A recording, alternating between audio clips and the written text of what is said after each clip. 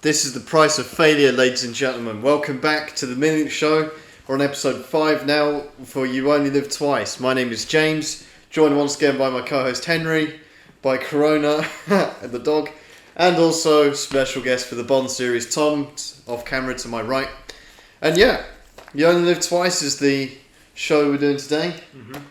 One of my favourites. In fact, I think for all of us, isn't it? Yeah, this is definitely one we've seen. I've probably seen this maybe even more than Goldfinger, to be honest. This is the Sean Connery Bond film you could just put on and watch 500 times. This was your favourite for a long time, Tom, wasn't it? It was for a little bit, but yeah, we'll get on to my favourite later, and it is up there for good reasons. So, yeah. Generally speaking, this is probably a more I would definitely say it's an overhated Bond film because of two reasons. There's the fucking no one hates on this film. They do. They're like, oh, Sean Connery's bored throughout this entire thing. It's like they get one clip in Osasa's office where he's just slightly out of it, and it's just he's like this for the whole film. He's obviously not super excited after near-death experience on set multiple times. But then also there's that one scene where they the proto version where Gustav Graves watched it and he was like, yeah, I'm gonna do that. Yeah. Where they make him Japanese for 5 minutes, then they skip it later on where all the makeup washes off in the ocean. So they give him a horrendous trim as well, But those are the main two gripes of this film. I think it's that borderline racism. Yeah, sure. And lots shovelfuls of sexism as well in this film. That's true, to be fair. But that's I don't think that really is so out of place. People give Goldfinger a free pass, No, they don't. I think this is that's not unusual for a Bond film of this era. It's not unusual in Japan either. But I think I don't know. I generally thought people quite liked this one. Really. Yeah, because the two opinions are surrounded by most of me and Tom. So just in general, people I don't know. I don't know. This I think is definitely a people just don't feel it the way we do feel it. Yeah. It's one of the most entertaining Bond films. From start to finish, it's just there's no real slow parts or anything like that. It's a good plot actually. Yeah. It's people go, people might watch it, volcano, blah blah blah, but I think that makes it better. And this is an era of Bond where it could be larger than life. It wasn't it was over the top, but it worked. It fit within that era of film. Definitely. Yeah, it's a bit. Yeah, by this point, it was a bit difficult for Bond as well because it had been so successful. There was an oversaturation of other spy parodies and people trying to be Bond, and even another Bond film in this year, which we'll do later, Casino Royale, 1967. So stay tuned for that because we're putting ourselves through more pain and suffering. So. What do you mean pain? We are due a bad film, yeah. I've never seen Casino Royale, the original, but after I forced we're going to review that next week. Well, but 67. So the Bond fans of the era were forced to wait 2 years for a film rather than one. They were treated to another parody film called OK Connery, which had. Bernard Lee, Lois Maxwell, Neil Connery, Tatiana Romanova, the actor for her. It had Andrew Jackson, the one for Professor Dent, Anthony Jackson. Or something. Yeah, I was going to say Andrew Jackson, and they had someone else. They had what's her name? Adolfo Celli from Thunderbolts. That was also in 67? Yep, and they also had Sean Connery's brother as the main character as well. So. Neil Connery, I think. Yeah. Yeah, plenty of Bond films to choose from then. Yeah, 67 was quite a packed year, quite I suppose. A roller coaster, yeah. Yeah, exactly. I mean, to be fair, this is the Bond film, where you get to see Blofeld. Imagine being if you're a hardcore Bond fan, you'd read the books in the 50s, then you saw Dr. No, and then From Russia with Love, Goldfinger. Built up over 5 films. Yeah, that's what I was going to say. It was only when I saw it this time I realised, they'd never seen really real Blofeld much, and of course I knew that they hadn't seen before, but can you imagine being there 1962, 1963, 1964, and then 1965, and then 1967, you finally get to see. This must be the most built up to face reveal of cinema. Yeah, basically. 60s endgame. Over 5 films and over 5 years or something. Yeah, and this is almost almost like a bookend, it's like a kind of a bit of a chapter of Bond, because then of course you get a new actor, and then Connery comes back, and then you get Yeah, Roger that's Moore. true. It feels so, like it feels like going from Doctor No to this feels like he's like pecking away at Spectre, Bar Goldfinger, and like this is the one where he like finally gets to the heart of their like big operations and stuff, and like because he goes after the big man himself. Yeah, the reason he meets Blofeld in this film is because this is Blofeld's operation. Like he's on the ground there.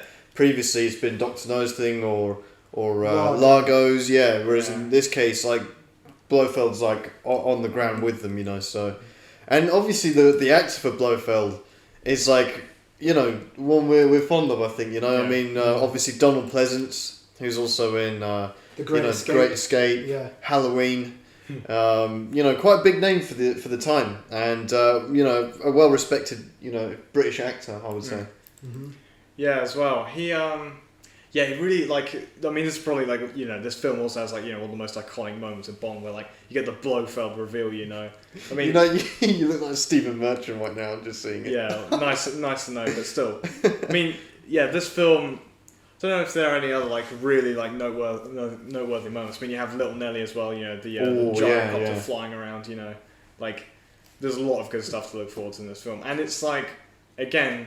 They like squeeze this all in just under 2 hours. Like the amount of stuff that happens in this is like Yeah, but it's not too cluttered either. It's not like too much is going on. It's just like I think it's well paced. Everything is functional in it. I think. Yeah, and everything's at a high standard as well. I would say more or less. The music's all good. The music's phenomenal. I think we've got great villain, great sidekick, not sidekick, but like assistant. We have Tiger, and Henderson. So and Henderson, of course. I'm looking forward to getting into this. Should we get stuck in exactly. then? We obviously have the gun barrel first, and then we have in the pre-credit sequence we have the spaceship hijack, which is really cool, man. This is like sci-fi Bond once again, dipping the toe in the sci-fi genre. Yeah, exactly. And I remember seeing this as a kid, man, and it like really like it was so like the music is amazing. Scary as hell, man. Yeah, exactly. Especially because it's like the spaceship is like the Spectre one's like in the shape of a bullet, right? Yeah. And then it opens up like that, and then like swallows it up and then cuts the guy's cord. Yeah. While he's mid conversation, that's like horror film stuff. Yeah, exactly. It's like it gets like, and also their conversation gets like more like frantic and stuff. Yeah. And so you can't tell what's going on. And the score by John Barry is sensational. That as well. like that. Some people like dream of going to space, but that single sequence, like, I don't know how anybody would want to like do anything like that. Maybe if you get on Richard Branson's wrong side, like just like cut your cord when you're on a spacewalk. Yeah, I just think it's so effective. Like the build up, the music, the actual suspense, and like what the fuck is this? It's like a bullet, like a giant bullet flying in. Opening up, and you have the camera angle of it going into it's so good, man. Yeah, it's and so like good. It's so scary. It's like it's terrifying. And man. you get the horror / interior sci-fi. There's like something from Alien. You get the interior view as well of like the astronaut, and then like it's getting like dark and shit. He's not like I'm surprised he's not panicking as much though. He's just kind of like looking up like it's like this would have been at the height of the space race as well. Like exactly. So that would have been like playing on everybody's like suspicions, which is US versus Russia, etc. Exactly. Whereas of course, as you see in this, Britain is obviously the cool head in between. Right. Yeah, because once this happens, it cuts to generic, international leaders room, conference room, and you've got not for the first time in the 1960s, Henry. We've had one of those. Batman '66. Yeah, there is a tie-in here as well in this film. Of course, because Sartre's representative for Japan. May I also point out, he's in Batman '66, of course, as the Japan representative, and Shane Rimmer is in this film, and he was in Batman Begins. Shane Rimmer? Guy who, he was Felix Leiter.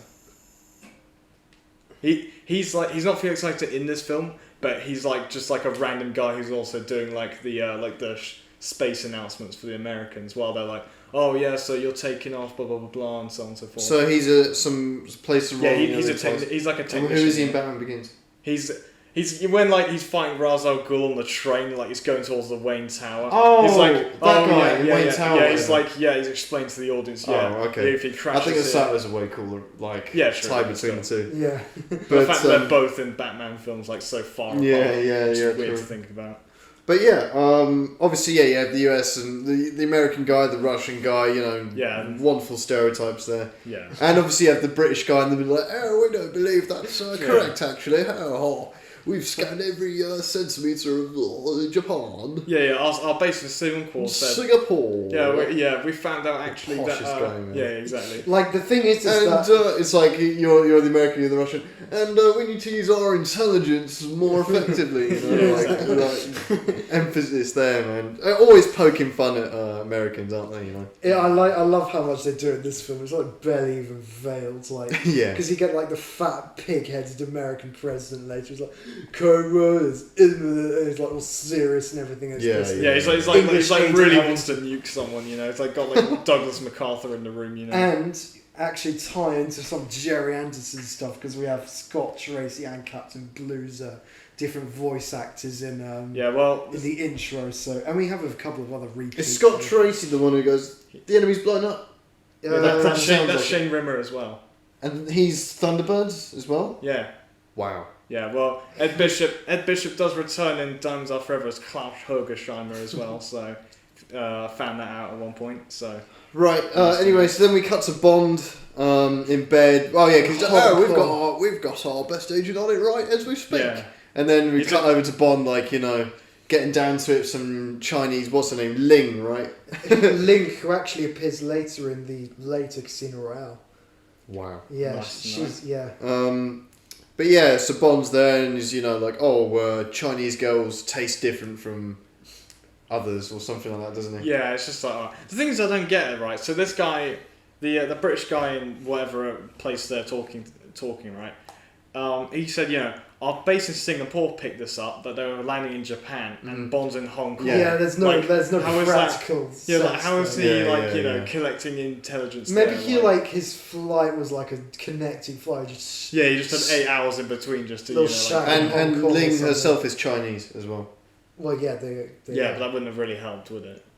Yeah, exactly. That's what I'm saying. It's like, okay, Singapore, Japan, China. Exactly. It's not like Hong Kong. I don't know. Maybe they just have Hong Kong in there just to be like, yeah, we still own this till 9. Yeah, definitely. You know what's really interesting? Like when the police show and here comes the Korean police. Oh, the police show up, and you get like a really quick shot, which I think is really interesting.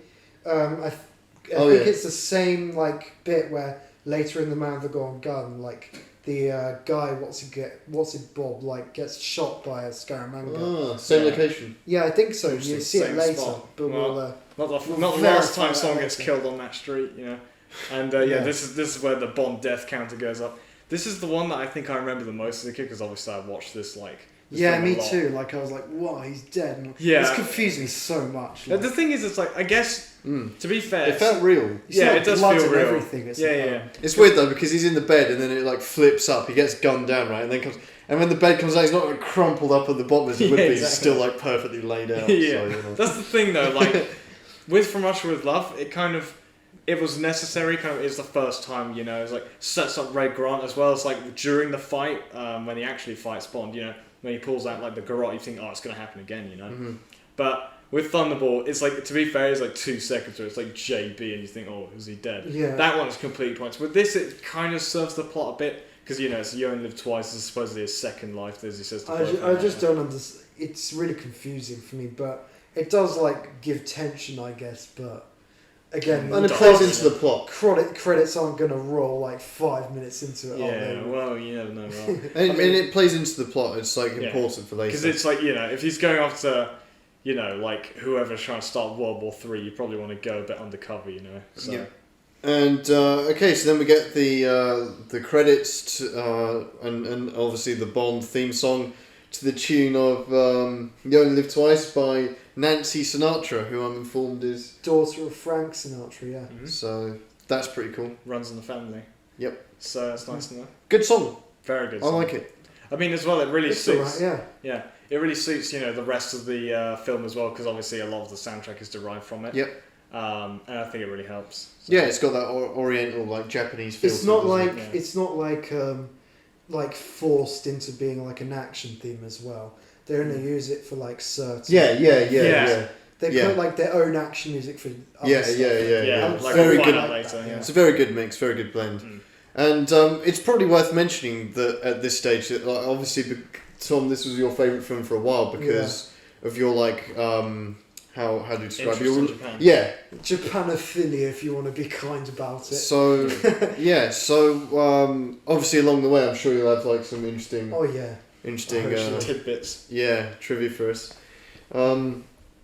So after the credits we see Bond getting buried at sea in this sailor style, and so he gets like, they do the gunshots, dump his coffin down. Yeah, to a watery grave. Watery grave with Davy Jones' locker, Thankfully not into a pool of tiger sharks like in the previous film. Yeah, or down the Marina Trench. Yeah, exactly. Oh, sorry, wrong place. This is the Indian Ocean. Yeah. Bye, Bond. Oh, we're in Bermuda Triangle, whoops. Yeah, exactly. And anyway, so his coffin sinks to the bottom and then some divers come pick him up, take him to another submarine, and then they unzip him and stuff. And, This cringed me out when I was little because when they get the knife and thrust it in, I think, oh, what if they do it too much? They just shank him in there, Yeah, and then they probably did that for real as well with him in there, And I don't know, it was just double whammy for me because they just undo the casing he's in. There's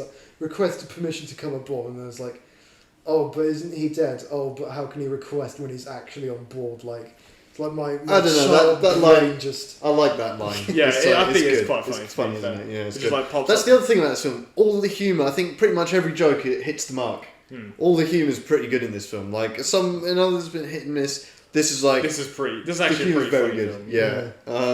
There's a lot of entertainment value. I mean, to be fair, after 4 films, they should get it right by now. But still.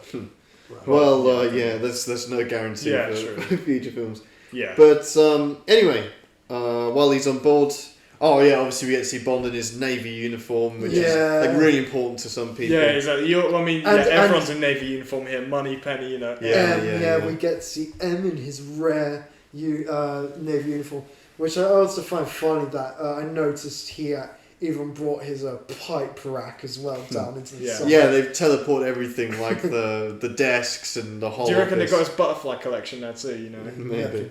Yeah. But Moneypenny's there, M's there. Bond's given a code word, I love you. Mm-hmm. Those 3 magic words. So. Yeah, because Moneypenny tries to get it. She says to him, just to make sure can you repeat it, please? Yeah, and then he's I'm fine, I know. And then she's just yeah, thanks. And then she tries to give him the dictionary for instant Japanese, and he's just I already knew that from Cambridge. Yeah, James Bond knows every language flexing. upon To be fair though, Bond does demonstrate his knowledge of Japanese later on, doesn't he? A little bit, but so yeah, it's arigato, it's Spanish. Ohio gozaimasu. Yeah. So then we cut to Tokyo.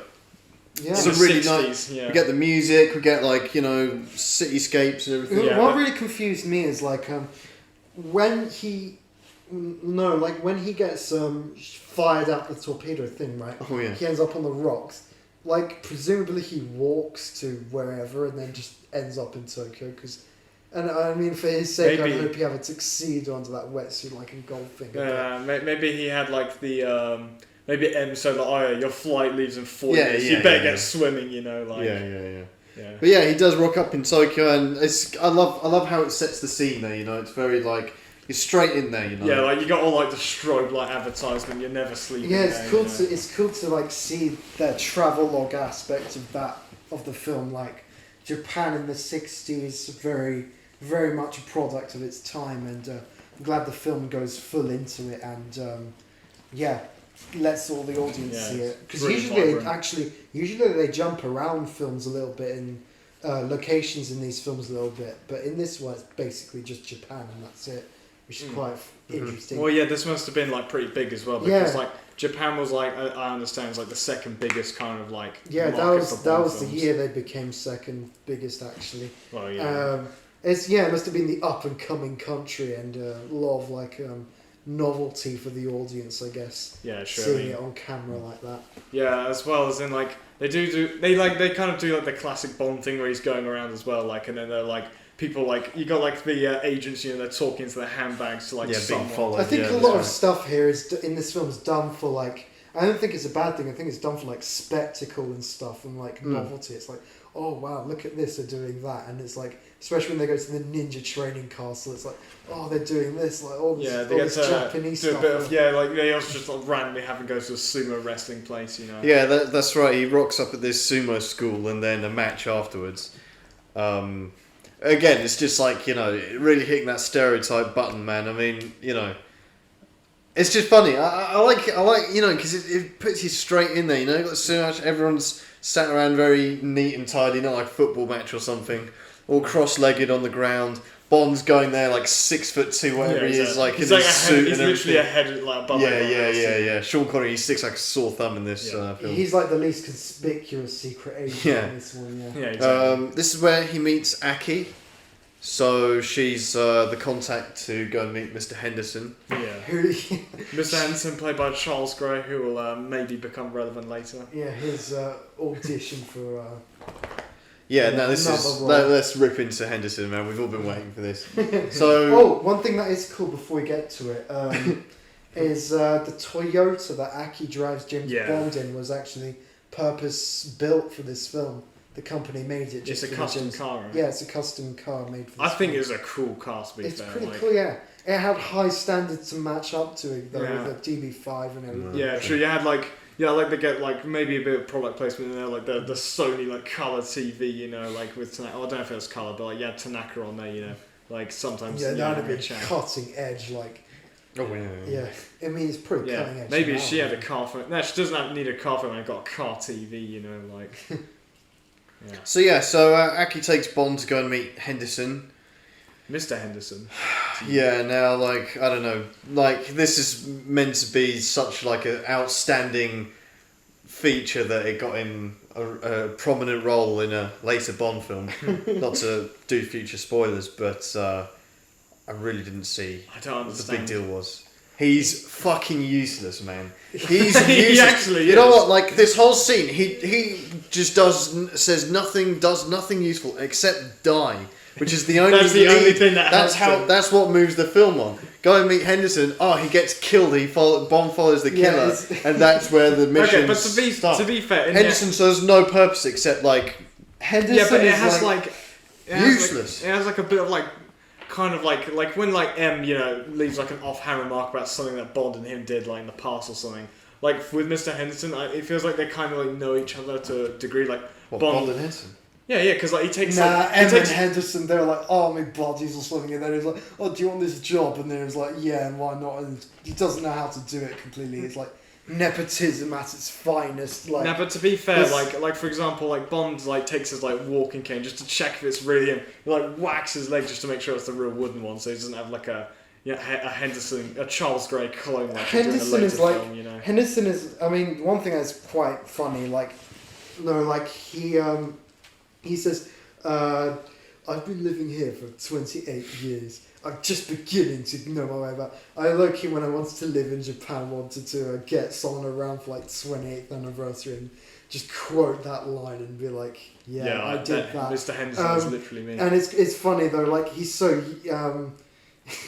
he's useless. Like first of all, just get one thing out of the way. Bond is kind of lying because.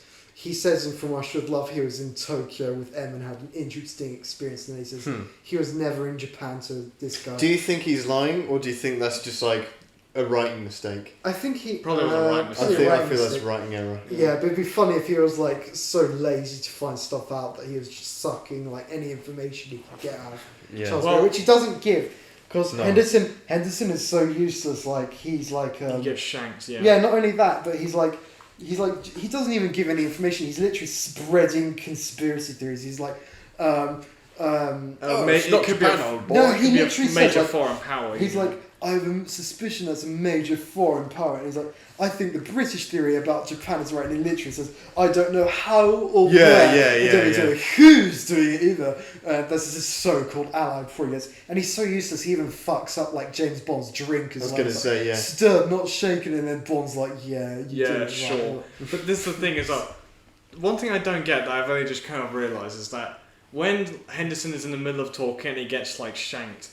Like through his like paper wall, you know, like not doing much silently. for like Did he not hit, like, surely that would have made like a tearing noise. At the minimum, yeah. And he's like, I mean, when you do get stabbed in the back, at least according to Christopher Lee, like, the air is knocked out of you, so he wouldn't make a noise, but then, like, there's still a wall, right? It's not going to be silent, you know? I don't know. And then, like, he's, The like, sooner Bond's we just done sat there with and he's him, just the like, better. and Henderson's then, like, literally me. like, He's useless, man. And he's like, what? He's on screen for all about 2 minutes, and apparently that was like, the bar's really low, man. It's like the most forgettable guy, yeah. You know, but because people like, oh yeah, talk about it, that it like draw. Okay, so like, okay, let's pay attention and see what he does. He does nothing. Was it because of this that he actually got that role? They just thought like. I think it was because he was cheap, honestly. Not No, but he impressed Broccoli as well. Did I believe. Yeah, I believe so. Yeah. Well, we can talk about when we get to that film because like there's something else that goes on after this. Obviously, Bond pursues the assailant, and he obviously he knocks him out, kills him. Yeah, Bond kills the killer. So, and then he puts on the mask to be like, yeah, I'm definitely him, and like, pretends to be her. And like the wannabe odd job doesn't notice James Bond's he's greater like weight, a foot tall, greater exactly. stature until he carries him up to the top It's like, floor you're a bit heavier than and last takes time, off mate. his mask, like lays him down the gets sofa. this close to him, and then he removes the mask. Oh, it's like it's literally like in the Dark Knight where like fucking the Joker comes in with the mask on and then like no, it's worse than that. He doesn't realise It's worse than that. There's a Blackadder episode where like long story short, where he like it's a comedy, right? So it's like meant to be stupid. There's a guy there. He's like wearing some great disguise, like ridiculous disguise. He transforms from like one small little guy to like a big guy. And then, like, Blackadder's still not recognising him. The guy, like, takes off some fake eyebrows. He's like, oh, it's you. That's, like, this guy, man. It like, literally is. Bond's there, like, oh, good evening. Like, it took you that long, man. Yeah. But, to be fair... Twice his weight, twice as tall, man. Like, I don't know. To be fair, I think this is an alright fight that they have because he's in the Sector's office. I like it. Like, they're like, they're doing all sorts of things. Someone gets thrown through, like, a paper wall, throwing furniture around, hits him with a sofa, gets out the katana, like, tries to kill him with that. Yeah. And then he kills him with a, statue. Yeah, like baseball bats from the statue. Yeah. The only thing that is a bit ridiculous is afterwards. I mean, we all noticed this even when we were little. The guy like does a front flip forward, like to like and when he dies, and he does another flip forward as well. He does like a double front flip. Yeah, and he like dies just outside the safe just to be like, which he conveniently get the audience's eyes. Which he conveniently knocks open before as well, just so Bond sees it and like. Yeah, but and that's like, the whole reason it takes place on this floor, so James Bond can get close to the flipping. Yeah, why would he take him to Asato's office as well? Wouldn't he just take him to like the maybe henchman like room? I don't even know like. Yeah, that's a good point. Is he not going to be like like ring up Osato to come on his helicopter to be like, oh yeah, mate, your guy's like kind of half dead. Can you give him some paracetamol or something like? Bond does treat himself to a bit of Siamese vodka though. Yeah. That's a cool drinks cabinet. Like I think. Yeah, true. Imagine having that. In your Imagine how much of an alky. I mean, he literally like Osato literally says, "Yeah, I always drink in the morning." Gives the day a sparkle. I'm gonna like blame Osato if I get any health failures later. Like it was his. Yeah, it's like out competing like Bond as like a heavy drink. And then tries to give. We'll get to that in a bit. So yeah. So Bond does find a safe. And he's got a gadget there to crack it, and I think this is very tense. Yeah, there is a good tension here because you hear the guards outside, and it's got good close-ups of Sean Connery there, and I do like that little. It's a bit moment weird of tension. And then as soon as he opens it, the alarms will go off. Yeah, he just like nicks what he can and goes. I think it's because he opens it, the alarm goes off. Sure. Yeah. And it's a bit weird though. Like when he is cracking it. By the way, it's a really weird safe lock thing they're doing, but like. He's looking up, right? And you have to be generous and assume that's him looking at the lock thing.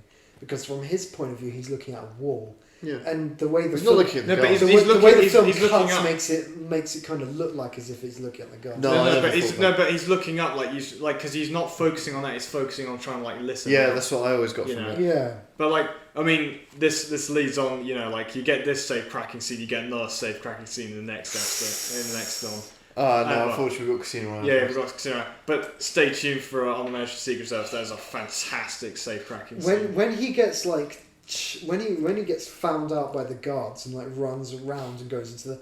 What's really weird? None of either him or the guards run through the really thin paper wall to like There's Doesn't, like a doesn't really, want to damage it, you know. yeah, well, I can understand maybe why the guards went because they'd be in trouble, but James Bond easily just runs straight through it. Yeah, well, you know, like Daniel Craig, he just runs through a concrete wall, you know, like in a casino round. But they hadn't got to that point. Well, yet. anyway, Bond, gets out of the building. Aki picks him up in her Toyota.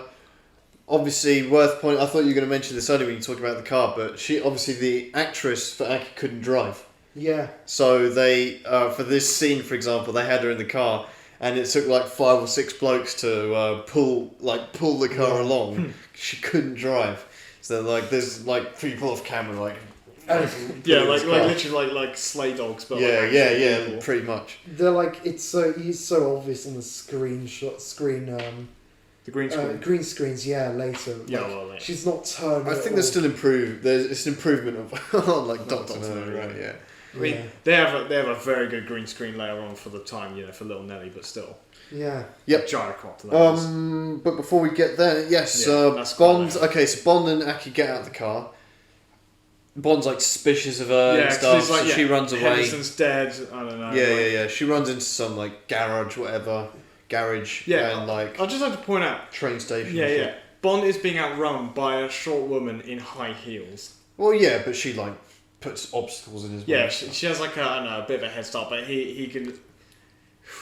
Whatever. He What's really going to do? Rugby tackle her down? I don't think so. I don't know, but he was really he was lacking there. Man. Doesn't matter. He's there, and the floor opens up underneath him. He slides down into a seat. He's so lucky, by the way. He actually hits the seat. Like he doesn't. He doesn't Just land Bond, awkwardly on it. Yeah, or miss it entirely. Imagine if he slid down and hadn't calibrated it properly. Goes head first. There's some weird it's like the he's shots like going down and he's just like this. Yeah. Yeah, exactly. His shots is just I would be like, what the fuck is going on? He's just kind of like. That was poor. Yeah. Pretty fun way to enter an office though. He enters the room, and you've got. Oh, we just fixed that. And in the room you've got Tiger Tanaka himself. Yeah, because the thing is as well, this for the first 5 seconds. I mean, obviously, if you've seen this before, it's like a little bit. It reminds me of Doctor No. It reminds me of of the Office. That vibe, it's like underground and everything. It feels like a little fake out of Blofeld in a way because he's like. He sits there and he's got a pretty manic laugh for a second. He's because only a Bond villain would have some sort of elaborate way to get someone into their base like this. But then it's just turns out it's just a normal thing in the Japanese Secret Service. Tanaka is dubbed, by the way, if you didn't know, James. Oh man, everyone's dubbed. You do hear. When did the dub stop? He does have one line stop. where you hear his real voice. Is that when he speaks in Japanese? Yeah, he's like. It sounded really different. Yeah.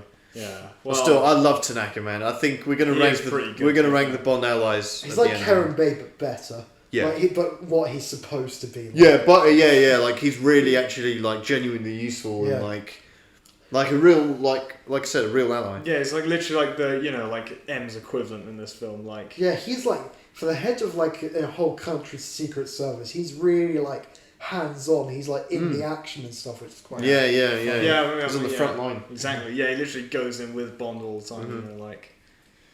Even though his identity is the closest guarded secret in the country. Yeah. He's call me Tiger and that's. But he does have a private train.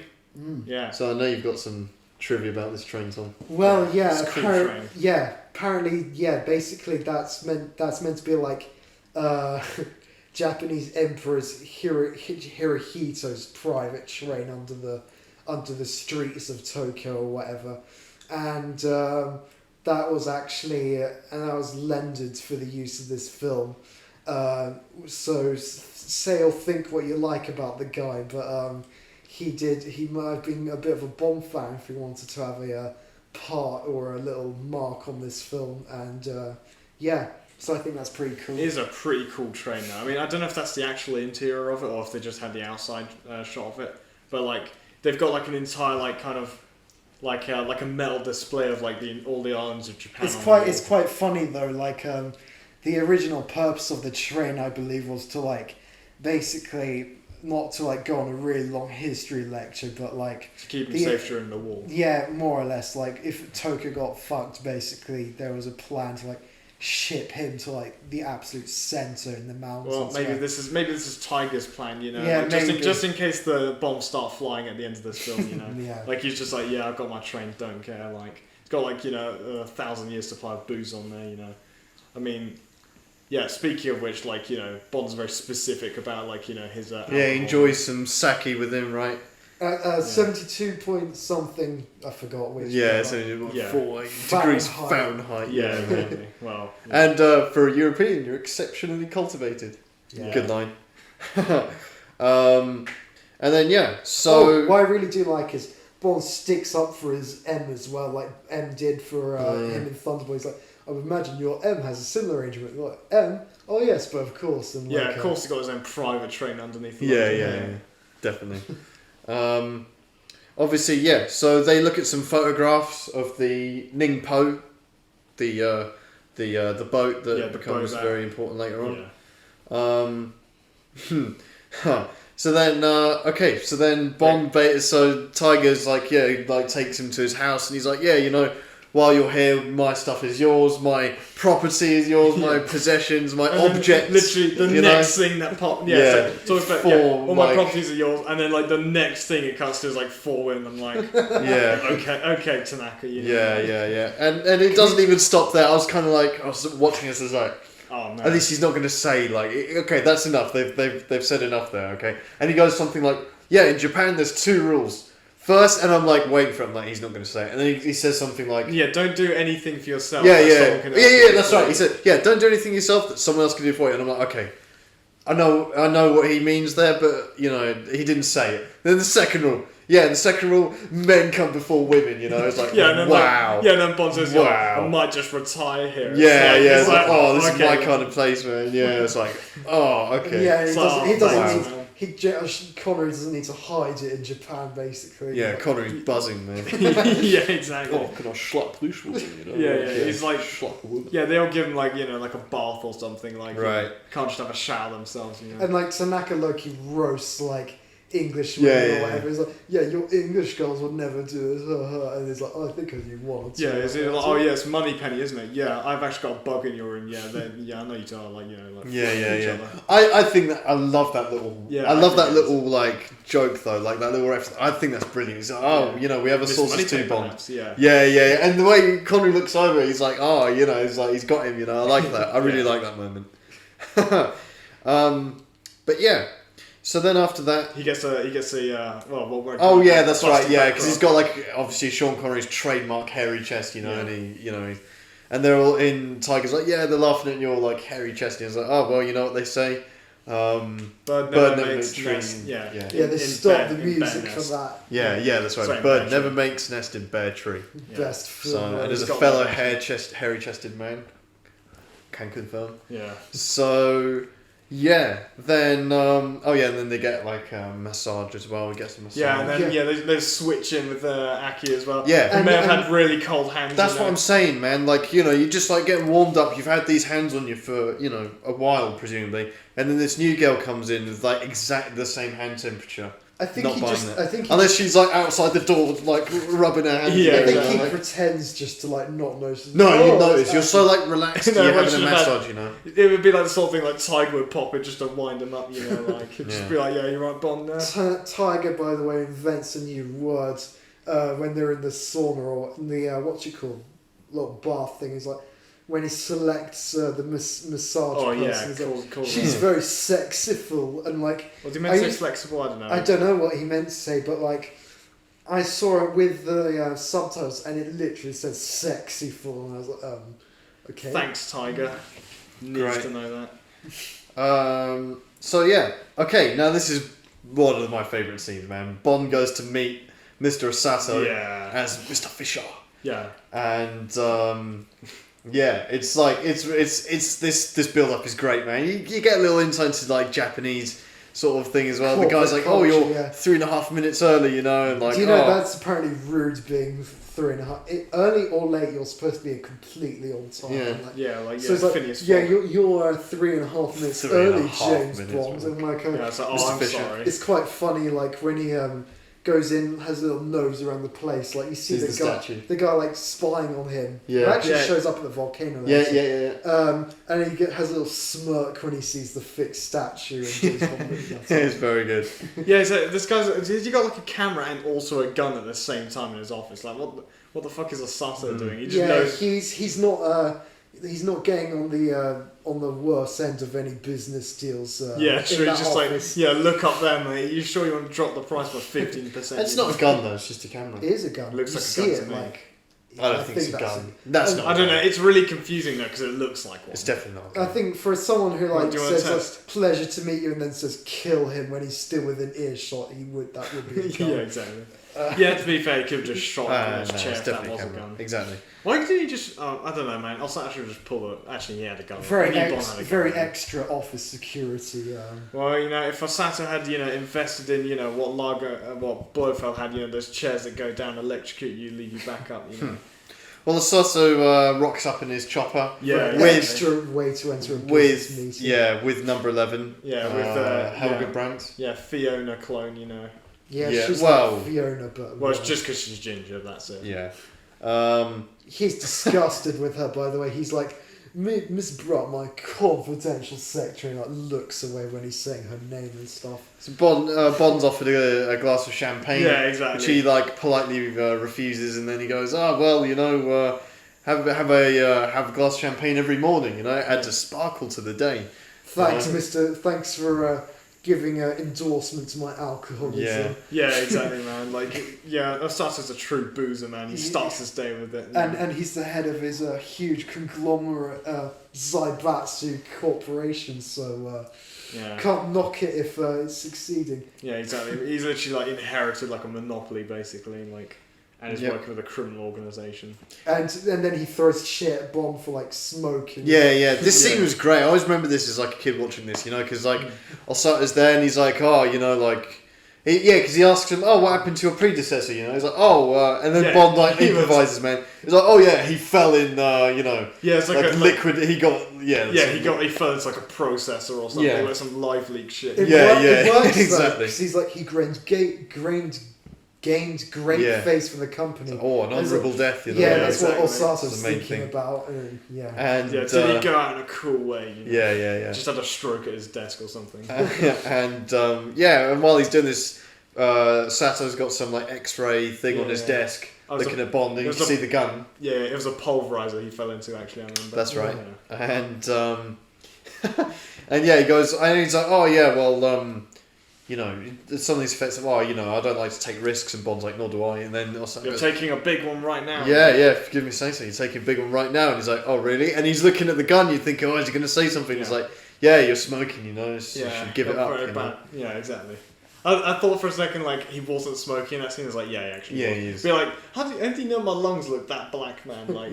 And then number 11 rocks up, and the angle and everything, man. It's like, yeah, Mr. Sosa believes in a healthy chest. It's just bang, the camera's Really? right there. He's like, So Bond's like, "Oh, really? Oh, really? Mars are up here, mate," sort of thing. yeah, exactly. So that's one of those scenes. Yeah, because so he makes whatever deal it is with him, while he's doing that, and then he walks off, and then he's literally not even, he's just going up the He's not steps. even out the wall. Yeah, he's not out of the room. Man. He's He's got paper walls anyway, so you could hear him. He just says, "Kill him!" And then to Helga, and it's just all right then. Yep. A pleasure to meet you.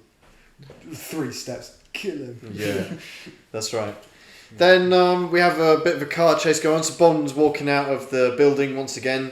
And once again, Yeah, they have to wait for him to be outside. it's almost first. like a carbon copy of in the scene before when he's escaping. Yeah, it is. Aki picks him up in the That's car the again. closest range, by the way, for a drive. Yeah, It's yeah, 2 yeah. meters in front and they don't shoot. Yeah. Bottles it, yeah.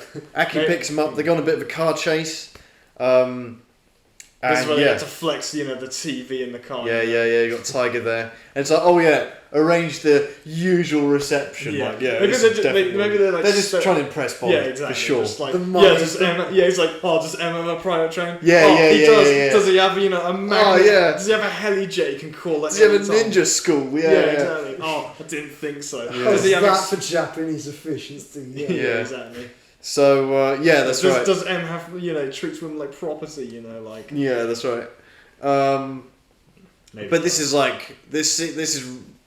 I know we have a volcano, hollowed out volcano, but this is probably the most over the top thing in the film. Yeah, true. You've got like the car chase, and then you've got like this like massive chopper, like army chopper coming out with like a magnet coming out the bottom, picking up these guys, carrying them away, and then dropping them in the ocean. Yeah, I mean, it's cool though. It is definitely cool. For like a kid watching it, cool. you're like, wow, Yeah, and the guys, it's got like the shot of them like they're clueless. Yeah. The guy's trying to drive. It's like something out of Indiana Jones. Yeah, I think it's like they could have just comedy at this point. Yeah, they could have just bombed them. But now that I think about it, like Tanaka must be like the most extra Bond ally of all time. He's like pulling out heli jets, like his whole army of ninjas, like his whole like underground base, his whole train, his everything. And he's like his gadgets. Well, and man, stuff. he's Like, got yeah, one phone like to look flex, at me. Aren't you like impressed by all our stuff here? And it's like, true. But just a drop in the ocean. So which is also quite funny. Yeah. So Bond and Aki, they go and check out the Ningpo, the docks. yeah, I mean, like literally the boat. it's like 5 seconds, then a guy like in a forklift is trying to kill them. Like, Yeah, that's right. It's like they just can't get like over with this stuff. Like, Yeah. By the way, I used to think when you saw the little car being dropped into the bay, no, but like the thing is, I thought that thing in the background was the Eiffel Tower. I was like, you thought they were in obviously France, that's like a filming mistake. well, Like, that's just the Tokyo TV caught the tower. film, but it is like the Tokyo Tower, yeah, which is basically a copy of the Eiffel Tower, but Nice. never mind.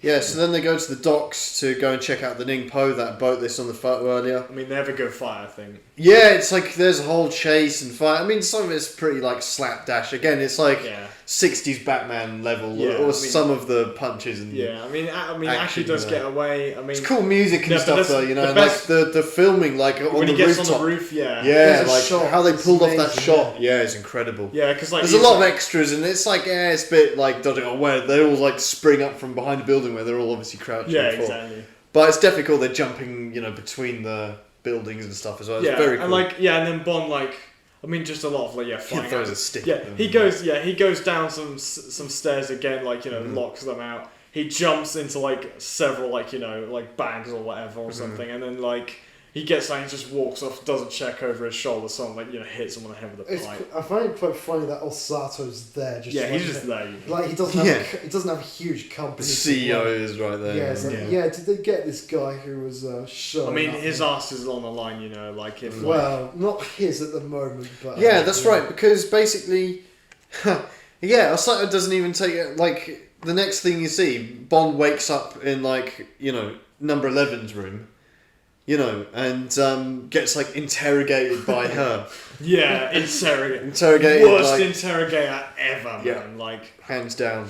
maybe she knew that Sean Connery didn't like gingers or something. It's like, oh, let's make out with him so he'll want it to get over and done. I don't understand basically what's happening with her because okay, he makes her an offer split 300 grand with her, right? 300K. Oh no, 30 grand. 300. It was 300. Okay. I was going to say. For a it must have been 300. monosodium glutamate recipe or something. Yeah, you make something up there. And so he's like, okay, I'll split this money with you if you help me get out of here. Yeah. And we'll have you out here in the morning, whatever. And then she's like, okay, sure. Then they get down to it. But also, just- he gets the scalpel, which is it's used for slicing off skin. Yeah, he's not afraid at all, man. He's she's like, yeah, I'll chop you up, man. And he's like, yeah, so what's a pretty girl like you doing here? Yeah, exactly. But doesn't then give a monkeys. this guy Bond just slices her dress straps. Probably fucks up a really expensive dress, and Yeah. she's just fine. Yeah, no, it's quite funny because the things I do for England. Yeah. That's a reprise from Thunderball. Yeah. That's it gives me a theory that James Bond hates gingers or something. They're just completely not his type, and he's doesn't. Well, want he to does do mention that in the feature so film. But yeah, I don't think things so. I do for England. What a great line. Yeah. Anyway, so this is another great little line. Bond and her are escaping her little plane, whatever, right? Yeah. And he goes to her. He's in the back, and he's like, now that we're escaping, you're a fugitive. You're going to need very close protection. Yeah. and you're But gonna I'm need not our best best, man. yeah. You know, like she's like, oh, who do you suggest? And he goes, well, me. Yeah, exactly. I love that line. Yeah, Like I said, the humour in this film is fantastic. I think. It's funny, like, he doesn't know, presumably when they get on the plane, he doesn't know it's her parachute gear and stuff she packs on with her, and it's like, yeah, Oh she's yeah, it's just my definitely- backpack. She for the definitely picnic. intends to land this plane, and yeah. This is what I don't understand. What is going with number 11? Does she at any point actually want to go and run away with him? I think she does. But then why does she go and do this? Like, you know, I think don't it's like understand. a really Don't know, maybe she weird, just wants to shag and then then go. really weird, elaborate way of killing someone, but like, I really like. Well, I don't know. She regrets it later though. Like, I bet when she like meets her fate, she was like wandering at the back of her head. Oh yeah, I wish I'd taken that 150k or whatever. That was like her ticket out of it, but Yeah. Well, she like crashes that one. wasted quite that. literally. Yeah. With that plane crashed, so did her opportunity to get out. I mean, the thing is that I didn't get as well. Like, so she dips, right? She's got like the explosive, lipstick thing, whatever. Like, like standard Spectre issue or something like. But then she like the plane's equipped with like a slide out wooden board that it's like a little desk or something. That like maybe you could like that's like a normal thing, but like Bond is so huge, like it gets his hand stuck. Yeah, in it just his looks bit. comical. And he gets one hand out and he can't free the other hand normally, so he has to karate chop the wood or something and then like get out, and then he's like, oh yeah, this plane's fucked. I guess. Yeah, plane. What does he even do? He can't really fly it, can he? Like, so he just Plane like glides it. skims along the Yeah, he runway gets like and the blows up. gets a lucky runway, runs out. It like explodes after he gets out. I don't know. Well, It's really comical. It's a bit of a that rushed scene. scene. I feel like. yeah, very much so. This is probably the lowest point of the film, I would say. Yeah, It's 'cause it's quite, like- what is going on? it's quite funny though. Like the dialogue's good. It's but just other so than like that, over the yeah. top. It's just funny. I think. I don't know. And then the next scene is where we get to meet Little Nelly. Yeah, he's like, Yeah. because he requests like, can it be Yeah. accompanied by a father, like, and then it's just like, I mean, because it's like a code word. Then. It's quite well. I know Q like. Q basically goes half a planet away just to like, Just to watch give, them- just for an assembly, which he doesn't do. Point out like 3 features, which probably someone else could have done. Or he could have sent notes along. And then No, but assembling it probably required his expertise. maybe he could have done. Yeah, true. You'd be like, you literally put the thing on backwards or something. Can you imagine going all that way just to like be there for 5 minutes and then told to go back or something? Well, he had to do that for Thunderball as well, and he like, But that was like that was He's in- vocally like. I have no grumpy time about for your it as well. juvenile quips, like, Yeah. That's right. yeah. Little Nelly though is And really Q can't. He's there in his like khaki shorts as well. Yeah, Like proper like colonial man. yeah. He's like, colonial general man. yeah, as well. Like Tiger's kind of like, like shitting on this like. Oh, he's gyrocopter. roasting Q, man. He's like, this is a toy, man. Fuck this shit. Come like one of my choppers, use know. my like- helicopter. yeah, man. Wouldn't piss on this, mate. He's like roasting Q. Whoever made this is an idiot. Whatever, Yeah, man. He's exactly. like, Q's But like, then, no. Like Q's getting rattled, man. He's like, oh, this is no toy. No, it's not at all. Yeah. Yeah, exactly. Like this is the thing though, like the guy who sets it up, like so obviously Bond gets in it, he's got the camera some helmet. like Q boffin. Yeah, someone like he like has to pull the back propeller, and then he pulls it again, like immediately starts like he's like risking his hands. Yeah, to pretty Yeah, much. someone. Maybe that's something Like like it, that made me. Yeah, that made maybe, me yeah. nervous seeing it though. Like Yeah. I'd be the one who had to do that. But Yeah. Little Nelly is really cool, and you get the Bond action theme, which is Did we not see the Little Nelly in the flesh as well? I feel like that we not in the Beeling Museum, but maybe in that Birmingham. I think so. There were maybe the gyrocopters there. I think that was maybe. We went to some like random gyrocopter convention. I think Little Nelly was there, I think it or was. some rendition of it. Yeah. Makes this all the better, like, because this is amazing. This is Yeah, the, you get the 007 action theme as well, like a You very, get the 007 theme. you get very like a low version of it, like a low key This is version the while one like I constructing it. associate with it though. Like Mhm. when this thing's flying around there, like ducking, Yeah. and I always amazed by it. I always remembered it like the 007 theme played while he was doing the fight. Yeah, Like, yeah, the same, theme. same. I know. I was watching it. I was like, oh, 007 theme. I was like, oh, this is great, like, chill. And then the Bond theme kicks in. You're Yeah. like, wow, this is so So cool, cool, man. man, This is yeah. like one of the best, like, Cause like, and the action itself is amazing. Yeah, because like the thing is like 4 massive choppers come off. Yeah, because like he's flying around. He's like, oh yeah, it's just volcanoes here, man. But I'm enjoying flying around, so I'm gonna keep going. And he looks down. You see like his like the Dracopter shadow is there, and then like you see 4 more shadows come by, and then it's just like full on. So good. Pandemonium, yeah. It's a really good. But if you think about it, James Bond would never have been the wiser if those helicopters weren't sent after him, basically. Yeah, exactly. Like, they played They themselves. baited themselves out. Interesting. Maybe it's like the villain paranoia. It's like, oh, he obviously knows what Yeah, you got Stalin down there, you know. Something like that, probably. But makes for a great action Oh, scene. amazing. Yeah. So many gadgets, so many, like... It's like the flying DB5 effect. Yeah, Yeah, literally, it it's is. like jam-packed, man. It's like... Yeah, it's got like everything, you know, like machine guns, you know, flamethrowers, aerial bombs, yeah. Like, And you know, Q doesn't heat-seeking explain missiles. everything. Q sort of he explains a few things, goes, you know, the rest. And then we get to see them play out, and like the way he takes them all down is great, you know. Yeah, and literally the best part is like where it literally ends, like, you know, it's got the build up to the end of it, and then it's like he fires the heat-seeking missiles, just blows up the last one on the last bit. And it's just like He's got his little GoPro as well, doesn't he? yeah, exactly. It's just like he's like rings like Q. He's like this thing's a pretty she received some improper approaches, but she defended her honour, you know, or something like that. Just a bit of weird, like, euphemisms, whatever. But that's to be fair. Whatever. And it's like. So, but yeah, overall, like an amazing, like little action scene, you know, and really like A real highlight of the film, I think. definitely. Like, Yeah. Well, I was thinking after such a good action scene, I think that, and also after Q turning up, I think it's time to pay attention, 007. I want to play a game. I have a quiz for 7 questions for both of you and for the audience if you like to join in, if you like to play along. Currently, I think Tom has won every single one so far. It's 4-0. Yeah, it's 4-0 unfortunately. But maybe James can. The comeback needs to start at some point, man. I can't lose every single I one. hope not. We need to reach Go on then. 007. Yeah, exactly. 7-0. You know, like so. They call me 007. 0 wins, 0 quizzes, 7.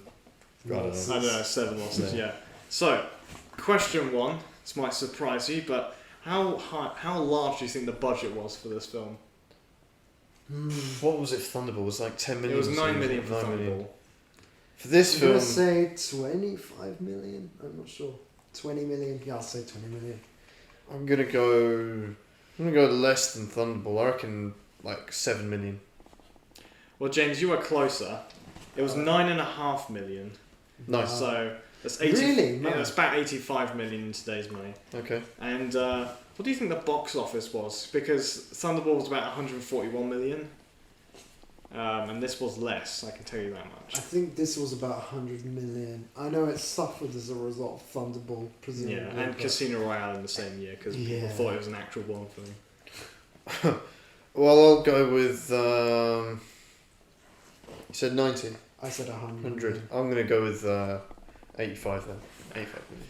Tom was closer. It was actually 116 million, which is still in today's money a billion. Very good. Very good. Like Yeah. 3 in a row, 1 billion, man. Wow. That's like nuts.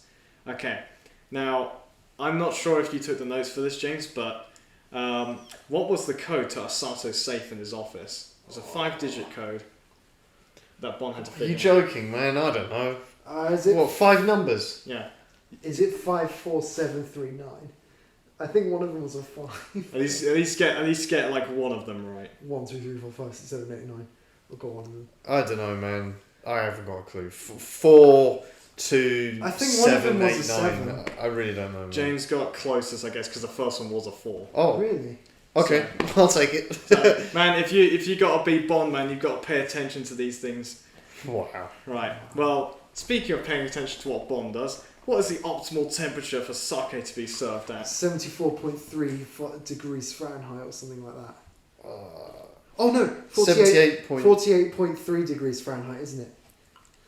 Was it? I mixed up the numbers. Or James, No, it what's was your- way more What than are your guesses? So you said 48. I think it was... No, I'm going to say 74.83 degrees. I'm going to say 78.4. I'm pretty sure there's a 4 at the end. 78.4. 74.8. James, you're closer. What? Actually. It was 98.4 degrees Fahrenheit. Okay. So- I remembered the point 4. I was like hanging on to that. Even though This it's the is- smallest denominator. This is probably the most obscure one. But I'm gonna be 3-1 honest. up. Yeah, it's 3-1 It's up. mine to lose, man. I can't throw this away. Come on. Alright, so this is 1-1, something that Aki 1-1. mentions while she's talking to Tiger Tanaka. What was her agent number? Because she refers to Bond as 00. I mean, obviously 007. Aki has an agent. She has an agent number as well in the Japanese Secret Service. They mention it like 2 or 3 times. You want to have a go? She doesn't share. I'll give you this. She doesn't share any digits with Bond.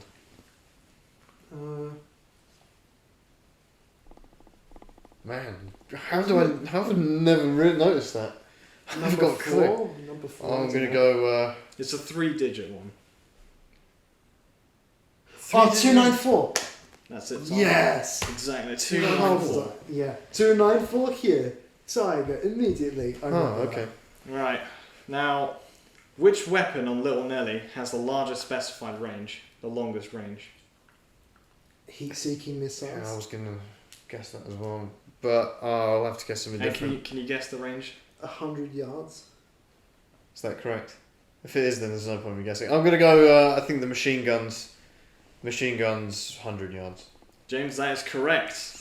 Oh, the machine guns at 100 yards. Come on. 100 yards was correct, but it wasn't heat-seeking missiles because Q never said that. Oh my god. Now, Thomas, this is points for honour. 4-2, man. Finally, okay. Now, can you guess the timestamp at which Blofeld is first seen in this film? Oh my gosh. I think it's 121, maybe. I reckon it's later. I reckon it's... How long's the film? 158. I'm going to go 125. 143.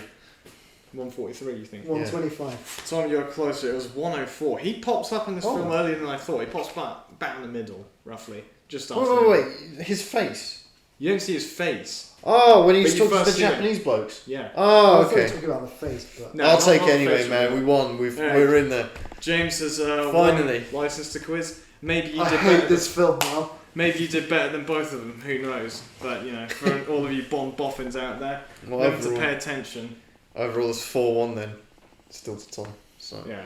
Well, you can take your pride point in that. Never so. watching this film again. Yeah, exactly. Well. SMH. So anyway, back to the film then. Yeah. So, alright, so now we basically get a repeat of the pre-credit sequence, except this time it's a Russian spaceship getting captured. And as you see the Russian guy on the radio and stuff, it's basically like carbon copy of the beginning, except it's Russian instead of Americans. But this time we actually get to see where the bullet ship goes. Yeah. Ends up in this volcano in Tokyo, in Japan. Yeah. Well, not in Tokyo. Well, yeah, in Japan. Massive. Imagine like just land in London, you know, like. It's the coolest villain base that you see as well. Like that is it. The thing cost more than the whole of Doctor No to make, and it's incredible. Ken Adams. Yeah, the, Ken Adams is what. This is probably like one of those. Moving helipad, the monorails, the rocket. Oh, you know what you've randomly reminded me? You know who was involved in this film in some kind of like story, involved with the story of the writing is the bloke, Roald that Dahl. author, Roald Dahl, Yeah. Yeah. Because he wrote the screenplay for this, I think. Yeah. Man. So interesting. Roald I mean- Dahl, who wrote Charlie and the Chocolate Factory, among Yeah. others. James the Giant Peach. Yeah, quite a few things. Yeah. I mean, I assume those like all those monorails and things must have actually been functional as well, right?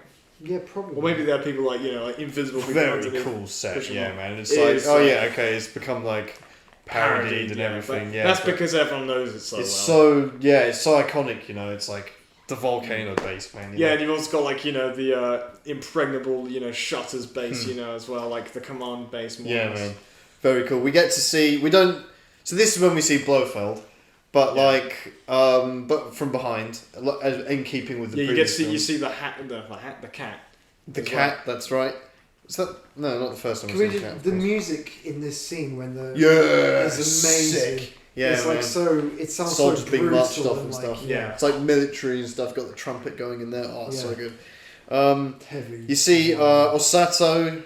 So not just Blofeld Yeah. from behind. You see Osato, And Helga. number 11, Yeah. and Red Grant's brother there as well. Yeah, exactly. that guy genuinely looks like if you got Michael Caine on some like growth hormones, man. He's like so generic hands, man. Yeah, Like, exactly. It's like you get the whole entourage of Osato's office workers and stuff there as well. Yep. Just have this, And yeah. like, what is really interesting? Yeah, who's running the company? That, and presumably all the workers, guards and stuff there are presumably from Osato's company as well, because they're all like Japanese and stuff, and like. Yeah, Japanese Spectre. But at this point, Spectre's had enough of like Chinese employees, man. They've gone with Japanese now. Yeah, interesting. Yeah, you they mentioned cancelled that their actually. contract, you know. But the guy who has who's basically is the face of evil or whatever when he's announcing stuff on the microphone. He's like proper pissed off every time. He's the guy who's playing Mr. Ling from Goldfinger. Oh, It'd be that's wiser Who's to Mr. Ling? suspend you. Remember, Yeah, he's he's the the one guy- that Oh, he's the one that right. Goldfinger Yeah, I remember. shoots at the end. Yeah. I didn't know that. That's cool. Yeah. Interesting. I always find it interesting. I mean, now you've mentioned him. He's like the contrast between the two Japanese guys. There's like the guy with the Very round, round. soft face. This you know, guy's got like the most like the most defined giga. He's like skull, got you know, a like, you know. violently giga Chad face. It's just like Yeah. 10 minutes and count. Yeah, you know. the other guy's got a really soft, like nice, like warm face. Yeah, It's guy- like, you know. That guy on the microphone wants to see the world burn. Like Yeah, man. The guy's like, oh, He's it's like he's like putting money. chiseled out of rock, man. That face. He's like It's putting you know. he's putting money on like who's gonna like get blown up first. You know? Yeah, the soft guy's there. It's like, oh, you know, I'm just just like- following all He's this. just I'm working on the typewriter. You know? Yeah, he man. got like 10% overtime pay for being on this project. Yeah, man. Yeah, By the way, exactly. it's funny. Like, what do you think Osato did? Like, I reckon he's like a corporate. Well, yeah, because he's like- I thought he's a Spectre agent. but No he's way. not. I think he's like a conglomerate who just kind of went along with this. Like, Yeah, he I could think probably he's like a corporate equivalent of Rosa Klebb because he Yeah, he yeah. just goes along with But Spectre. even and Rosa he's like, Kleb's number 3, right? number 2, but Osato doesn't have a number. He's just like there. Was Rosa Kleb number 2? He was number 3. She was number 3. She was That's what I number said. 3. Yeah, 3. But Osato doesn't have a number. So Well, I'm thinking like, he could did probably Osato just one day be like, yeah, we've got another project today, and yeah. you'll be going to this volcano place Yeah. and Yeah, they're probably Yeah. just like, yeah, fuck it. be involved in like this Yeah. rocket. He doesn't Yeah, care, it's man. like- As long as his commute expenses are paid for, he doesn't give a shit. Yeah, can you know? imagine he's like, you know, to Get like away from his to all house his life. employees, you know, like, oh yeah, by joining this you'll enter a raffle, one of you might go to space, you know. Yeah, yeah, yeah. It's just like don't ask what transport provided, you know. Yeah, like, it's all on company time as well. yeah, it's like he claims like shit tons for like company expenses and stuff. Like maybe he's in on this because like World War III might mean he could sell like, you know, plenty of chemicals to, you know, so they start like, you know, dropping mustard gas on each other or something like.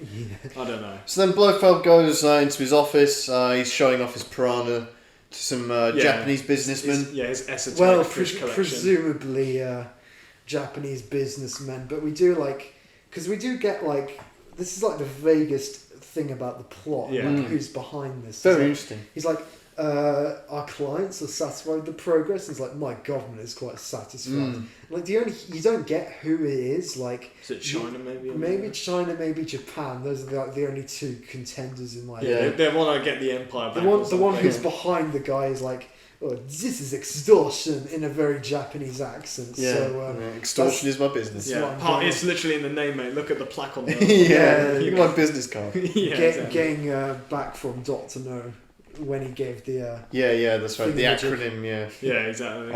And Blofeld, he's a bit cheeky, asks for 100 million up front.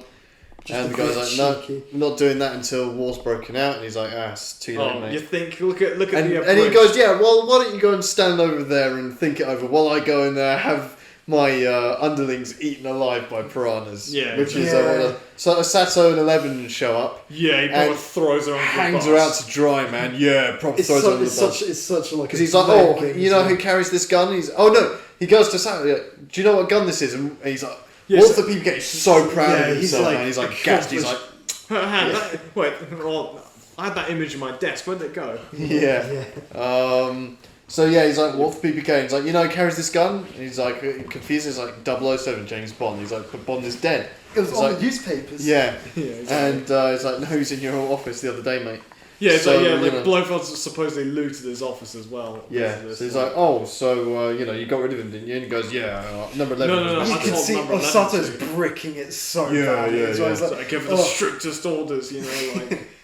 And then he's like, and then she can't get away from it. She's The bricking dog it trying as to eat well. homework, Actually, you know. she's like, basically the fact that Osato can act slightly better under Bloodford's pressure than Helga can. That Helga ends up being. Yeah, she's like, you had Maybe. plenty of opportunities to kill him. Like, She's I like mean, you transfixed by him, man. She's like this, like during the whole. Yeah. She's a bit shell shocked. Yeah. yeah, I'm like, you literally had him tied up in a chair. You didn't kill him. Like, To be fair, what was she expecting? Well, Sato had him out cold, so yeah, that's you true. know. Just throw. They him both in the- cocked up, Yeah, true. but they you know Maybe the thing is- Blofeld also hates gingers. You know, 'cause, like, maybe. Helga was given like a ticket out by Bond as well, and she basically said no to it. So True. yeah. So For lack of ability to a long jump across the well, trap, there one of them gets fed to piranhas.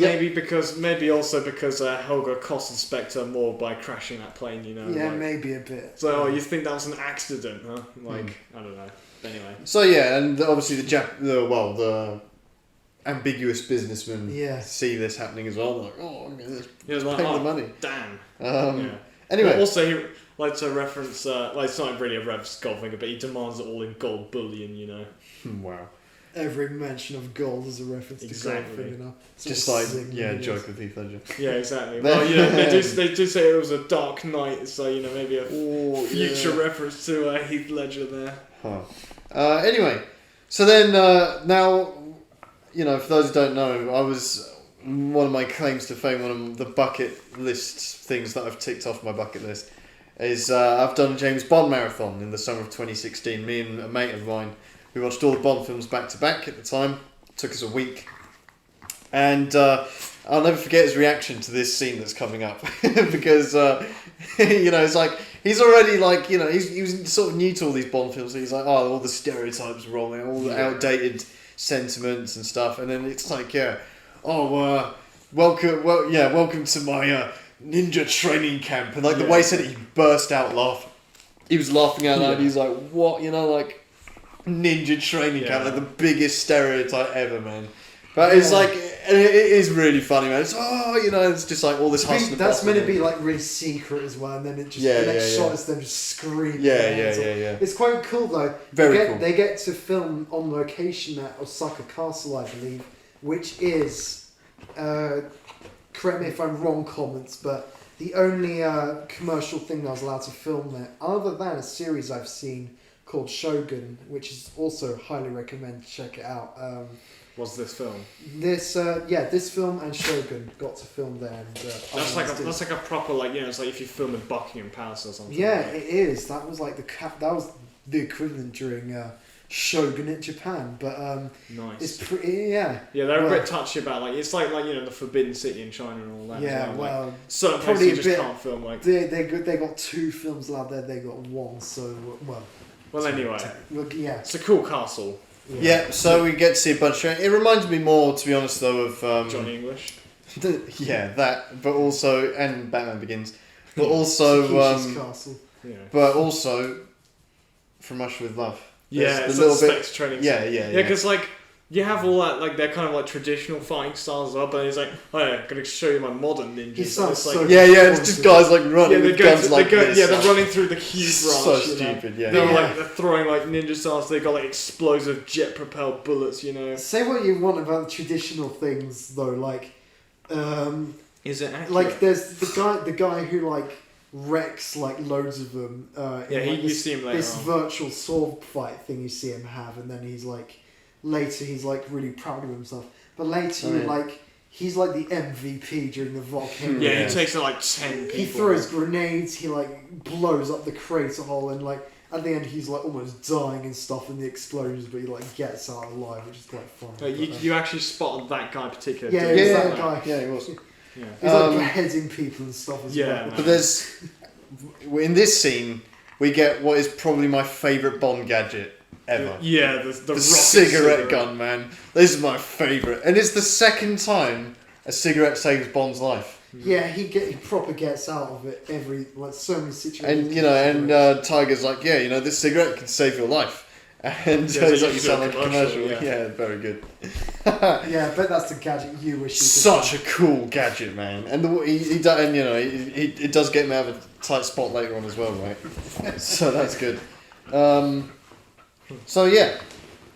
Okay, and then as they're on the way out, Tiger goes to Bond. Now listen, before we go and check this stuff out, we need to make you need to become Japanese. Yeah, man. This is the scene. It's probably the most. This is probably the most infamous scene in this film, where it's like, like this just does not age well at all. Like, who had this idea in the writing? Like, oh yeah, let's get a 6'2" Scottish man. Try and make him Japanese with like some very dubious surgery, new eyelids. Most of this film is done for novelty. I think like the scenes where racial surgery all the rage. And a little bit like, oh, he's like gonna be Japanese and stuff like that. And I don't know, they really play into like everything Japanese in this film. So yeah. I don't know. So do you reckon like? I don't know. It's furthermore, Tiger's like toying. He was like, "Yeah, you'll have a Japanese wife," and he's like, "Oh yeah, Aki, nice one." And it's like, "No, you can't for no reason." Just cock blocks him. So yeah, we've already found a farmer for you, and she's got a face like a pig. Yeah, it's like the thanks. Yeah. But then also like, the thing is like, I don't even know. What was it like? It must have been like that gif of Leonardo DiCaprio like Gustav grows soulless, and he was like, yeah, I'm gonna do that, like. Yeah, man. Like wow, except the reverse, basically. But yeah, so anyway, so then that night, presumably Bond and Aki, they're having their, they're sleeping together, and and she's like, oh, Tiger says he must do everything the Japanese way now, and he's like, everything? And she's like, yeah. Well, good for Tiger, and then like goes and French kisses her, which is quite good. Exactly. She's like, all right. Then. But then as they're sleeping, Ninja or some like opposition comes in and tries to poison Bond. And now I really think this technique of poisoning someone's really like clever. Original, clever. Yeah. It's like gets like a thread on a string, like the most basic household item, and then like dangles it above where it needs to go on his face, and then dribbles poison down it. Which is like I've never seen that. That's like pretty cool. Is that a Japanese thing or? Not that I know of, but like it's a classic childhood prank, Yeah. One thing I do find weird is like the way James Bond just kind of he moves away from it and then like flipping. But Aki though, she's like moth to a lamp.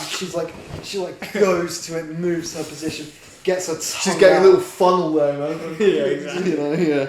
Bites the string and stuff. Pulls exactly. Pulls the guy down. Just give me the whole bottle, man. Yeah, man. And unsurprisingly, she dies in there. Yeah, unfortunately, she's from like a drop of it. A sacrificial lamb. Well, Well, I mean, she's. I don't know. Like, we're gonna have to rank the Allies and the Bond girls. And, usually they're the same thing, but we kind of had to... We'll get to it, to be fair. Yeah, it's really interesting. It's a shame that she dies, I think she was good, Yeah, she was alright. Like, the thing with is... Actually, there was only supposed to be one Bond girl for this, I think. Oh, yeah. But there was the original one to be Aki was Mia Hama, who ends up playing Kissy Suzuki, James Bond's wife. Well, wife.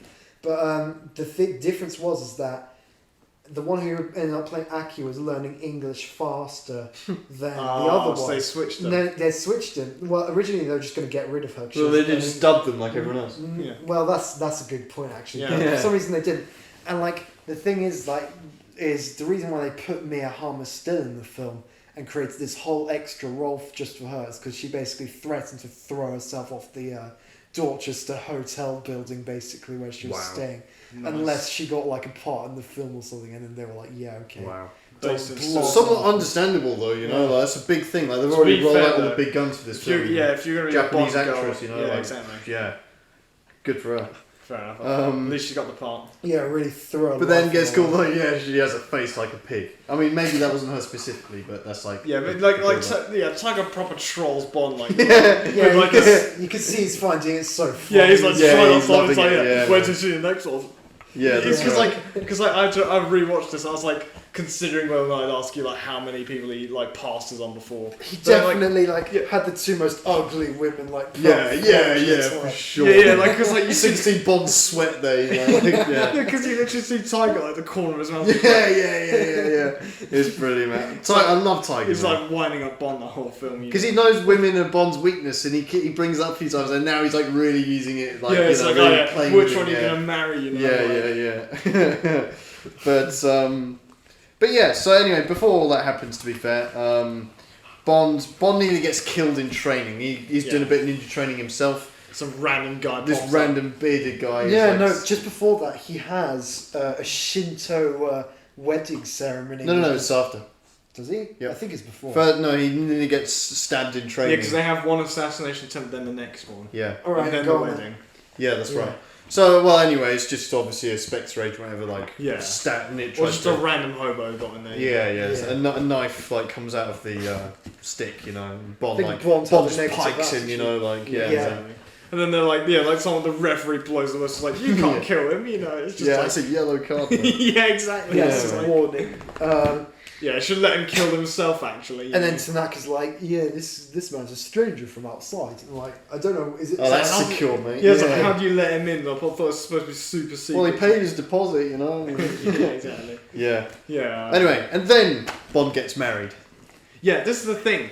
I think there was like a before this film came out, they like released like an hour-long thing in Japan or something. Like Yeah, James, welcome to Japan, Mr. yeah, it Bond. was like There's it's a like, bit it's where, like basically like clickbait where they made it like kind of look like James Bond was getting married actually in the film, like for real, like you know on a National Secret Service style. Like he's getting a bride or something. It's like proper dramatic or something. Oh, right. There's a whole bit where like this random assistant from Moneypenny comes in that, and she's like, yeah, Bond's getting married or something like that, and then Moneypenny's like, oh, I have a problem with the Bond girls that are still alive, blah blah blah, and it's quite funny. Yeah, like, some weird like drama stuff. it is like- really weird, but it's funny as well. Yeah, That's I mean, so you can look awesome. into that if you feel so inclined, but like Yeah, some a bit of I haven't got a rabbit clue hole. what they're talking about, guys. So anyway. Well, but like, yeah, But yeah, Gets- the wedding ceremony itself, it's yeah, it's interesting. very strange. it's a Shinto. Is that legit, like all pucker? Like That's all. Yeah, that's a Shinto wedding I ceremony. feel like but like, they don't exchange, they don't even make eye contact. They just apart from just like yeah, it's like proper nodding trans- to Chooser. There's 3 of them. Is that normal? well, here's the thing. That might have been normal back in the day, but it's really not nowadays. Like, Well, there's a 60 saying. years later. There's a saying in Japan where it's like, born Shinto, marry Christian, and die Buddhist, basically. So like Christian weddings are really the Western / Christian one and the same in Japan basically. Weddings are like the popular thing there, and Yeah, so these things are really like look into the time capsule almost when you see Yeah. this. But that's very It traditional. feels like Yeah, it feels like it it is. feels like this film, like because they knew the Japanese market for this was quite big. They were like, Yeah. all right, let's get every single thing people possibly know about Japan, plus as many cultural things as possible. Whether or not they're accurate or not, just get it in the film. This if is you like can. maybe fan service to the Japanese market there. or Yeah, or something. they're just like, yeah, this is your wedding ceremony, like, yeah, sick, you know. Yeah, Maybe try and get. do we get it all right? Blah blah blah. Yeah, exactly. Yeah, and then they have their like first night together. It's like, and Bond's already like hating himself, and she's like, yeah, so this is my house. Here's your bed, and there's mine all the way over there. And he's like, what? He's like, yeah, we're meant to be married, you And know. he's It's like, "Wow, this is she business." She made like, you know, a She proper probably nice, cut holes in there. she made a proper nice dinner for him, you know, some like whatever Yeah, it some was. seafood. Debatable, yeah. Well, I don't know. Apparently, I've had mussels before. I don't know if they were oysters or Seems mussels. something like that. Mussels are really nice when I had them in a restaurant, but don't know about oysters. Never had them. I So don't know. But like, James Bond either missed or a good meal or yeah, passed up. so, on a yeah, ugly passed up on food poisoning. meal. Yeah, maybe. Like this is the thing as well. Like not only does he, you know, he's like, you know, oh well, I won't eat this. Like it cuts the scene like, you know, at night. You know, she's sleeping there. He's like literally lying awake, like looking like, oh damn, you know, not getting laid. You know, like he's like literally keeping him up at night. Like Yeah, man. doesn't like Tiger pop in as well or something. He's just like, yeah. Yeah, that's right. It's like, Oh, they moved oh, in. you're not shagging. Yeah, exactly. Yeah. Well, I've I got just had an orgy with my property. you Yeah, know. it's like I had to scroll. I like to look through my on catalog. my train, you know, on the roof. Like, oh, Yeah, I spent 2 hours looking through the yeah. catalogue. Has Em ever done that? Yeah. exactly. yeah, we did it in the broth this time. Yeah. blah, blah, blah. Yeah, while having sake at the correct Oh, temperature. yeah, Moneypenny's far away, isn't she? Oh, yeah, Yeah, unlucky, mate. Yeah. Yeah, but then he's like, oh yeah, they've moved the rocket schedule. Oh, yeah, forward, also, yeah, World War Three's happening in 10 minutes. yeah, yeah. exactly. Yeah, don't be too sad. Yeah. So, Yeah, best get shagging before the rockets fly. Yeah. You know. So then, anyway, so Bond and his, newlywed wife go and Yeah, on go their and check honeymoon. out. Yeah, they go and check out some cave where some American tourist that was mentioned before died. That wasn't a tourist. The American That tourist was- Yeah, it was. took a, No, American no. tourist took a picture of the Ning post. She was killed for that. This old lady just went in Some there, died of Fisher, gas. When she goes onto the shore with James Bond, there's an old woman who speaks in Japanese, and I understood what she said. She basically says, "Oh, your friend died," and then she's like, "Who?" And there's like, "Blah blah blah, someone," and then explains the cave, mentions the cave thing. Yeah, because no one knows how she died. So literally, like, they like that mountain baits itself out again, being like, "Oh yeah, this is one where they've got like a really long tunnel." By the way, like this is really weird. Like, do you know, are the islanders so oblivious they don't notice a huge rocket coming down? Like every helicopter. They're just like, air traffic. Am I right? You know. Yeah. Maybe they think Or it's a shooting star. maybe they think it's like World War II still or something. Yeah. Yeah, exactly. Oh, it's like latest. Yeah, they haven't even got radio there or anything. Like maybe like and also the fact that like Tanaka supposedly has like 100 or so like people like posing on the island as fishermen or something. They just haven't realised their population's like doubled or something. Yeah. Like I True. don't know. But anyway, so they check out the cave. They realise some poison gas in it, so they swim away. And then as they're like climbing up a hill, they see helicopter descend into the volcano. So that's a bit funny. So they go and check that out. They discover that it is indeed like a metal roof. Right, yeah, because it's like, oh, how deep are these things usually? It's like very, and it's like it throws a rock down there and it's like clangs on the metal. It's like whoa, which would have definitely echoed around the entire place. Yeah, Yeah, they were like, oh, what was that? And then he sends the woman back, like he sends Kissy, which is a really weird name. Weird, but you never hear her name. You never hear her name. Her name is not mentioned in the whole film. Pretty much. He sends her. No, like legit. She's going up and down the hill like a yo-yo. Like she can't even. Yeah, man. She can't get a breath. Like Yeah, man. Yeah, because the thing is that I don't get is Blofeld supposedly has all his machine guns and cameras up there, and he never sees Bond, or I think like the thing. maybe he wasn't checking them. What I reckon is like they're in this like random island where there's like 100 people or something, and then like I reckon security must have been so lax because I don't know. Yeah, no, they're like someone like Homer Simpson on the cameras, he's like half asleep. They must have been like so like used to like not having to keep their security up or I something. don't know, man. They killed someone for just taking a picture of a boat. Yeah, Yeah. That was elsewhere though, and that was like He was liquidated. there was probably corporate interests. So I don't know on the a Sato himself like sniped her or something. Probably. You know. I don't know. I don't know. So yeah, maybe that was a relative of J.W. Pepper. American Saurus off in East Asia. Yeah, maybe. Maybe that's part of the Bond verse. Maybe. Yeah. So then, Bond, they just happen to rock up as they're preparing to launch a third rocket to go and capture the next American ship. Yeah, Bond. Spaceship. Because Bond goes. Yeah, because while the helicopter's coming out, like the lid opens, and then So he sends his get wife the rest. packing to go and go get everyone then you come can. back. Yeah. Right. And then he gets in his ninja suit. Yeah, he's like pulls out of suction his cups, his pocket, because he's wearing he was swimming before, he's got no bag or anything. He just pulls this stuff out of his arse. exactly. It's random, he's just suddenly got a suitcase of gadgets with him. But it is cool. You see him dressed up like a ninja. He's got these suction cups, and he's on the ceiling. That was cool. What's quite interesting, he actually does stuff that ninjas are supposed to do, I guess. Be stealthy. Be stealthy. But later, when 100 of them show up, they're basically like commandos, more or less. There's nothing stealthy true. about them. True. But that's quite that's a good point. But anyway, so Bond's scouting out and he finds some prisoners. Yeah. Right, so he finds an American and 2 Russians, who presumably the crew from the 2 ships fought. Although I thought surely there were more than 2 people in each of those ships. No, there was 2 because you see just 2. It's all just the weight, man. You got. Yeah, I suppose it is 60.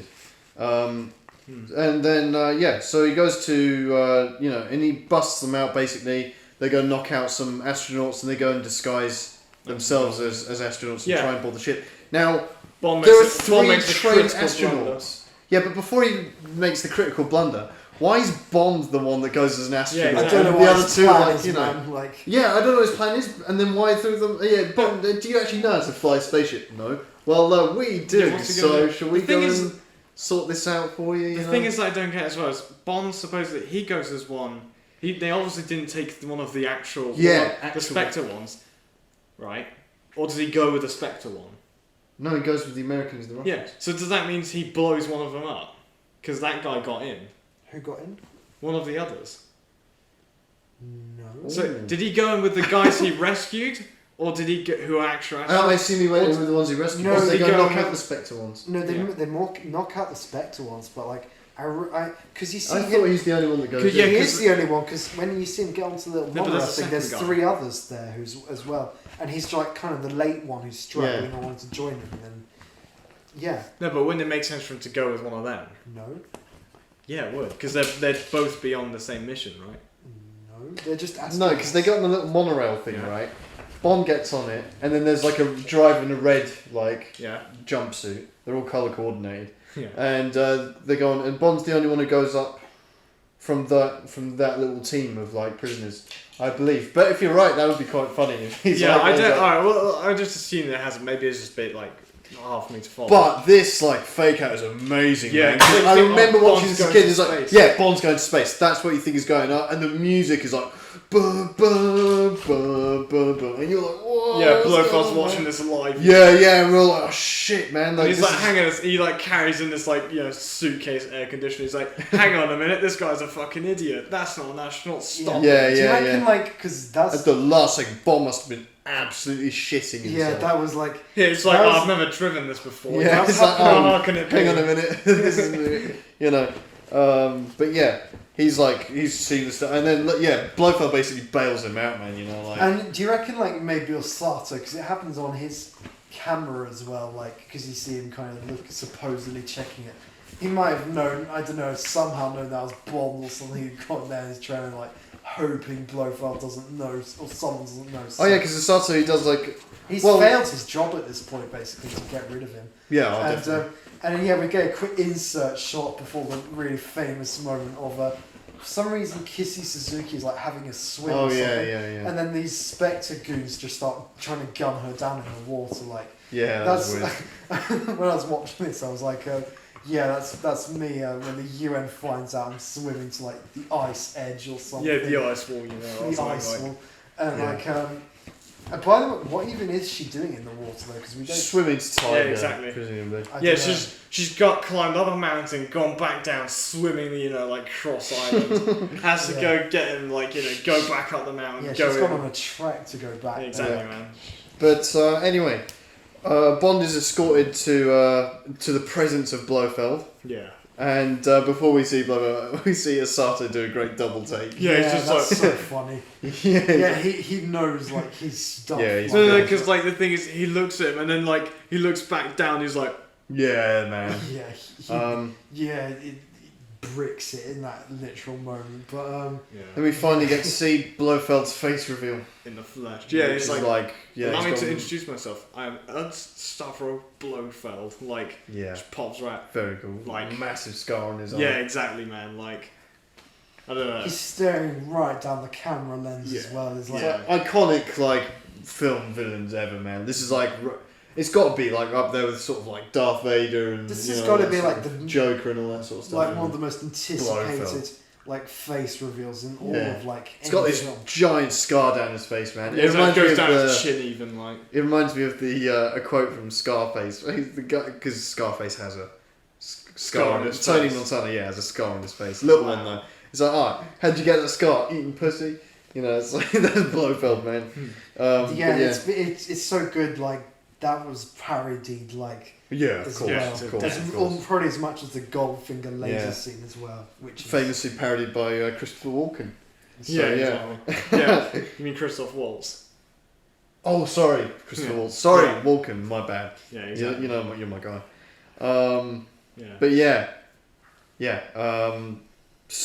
So Blofeld does this film. Donald Pleasance, of course. you only live twice, Mr. Bond. Yeah, That's right, Yeah, we so get the this is name my drop of the second film. life. Yeah, Yeah. You only live twice, Mr. Bond. Which That's is like- a very Not cool way to not That's bad like- response. I'm as sorry, well, like if that was delivered, if that was delivered in any lesser if the delivery on that was any worse, that would have been so cheesy. Yeah. But it it's does delivered sort of perfectly. Very well. What do you think of I was thinking for the first time ever watching this. I was thinking, is he the best Blofeld? Is that? no. But they had a very open choice. They kept it very ambiguous. The only thing you knew, he was white, basically. He was this Blofeld character, right?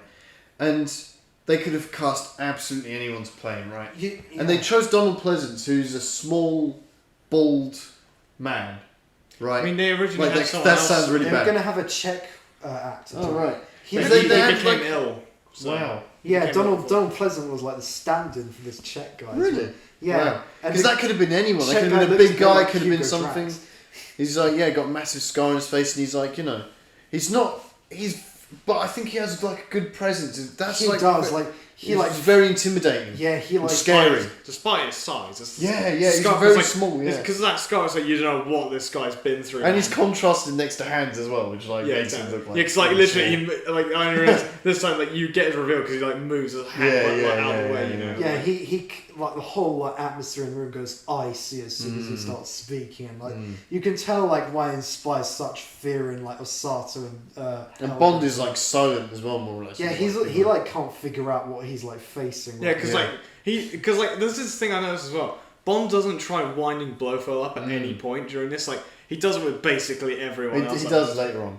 Yeah, but not that much. Though. Not impregnable. Yeah, true. Because like, but to be he fair, doesn't like mock doesn't mock Blofeld personally. Like he roasts like Yeah. Dr. No's hands. He roasts like yeah, oh, yeah, gold you figures can't- being better bred, like Yeah. and then like don't think he does it with. It's pretty obvious. Red with Grant, Dr. No, yeah, but he's with like, oh, Largo. yeah.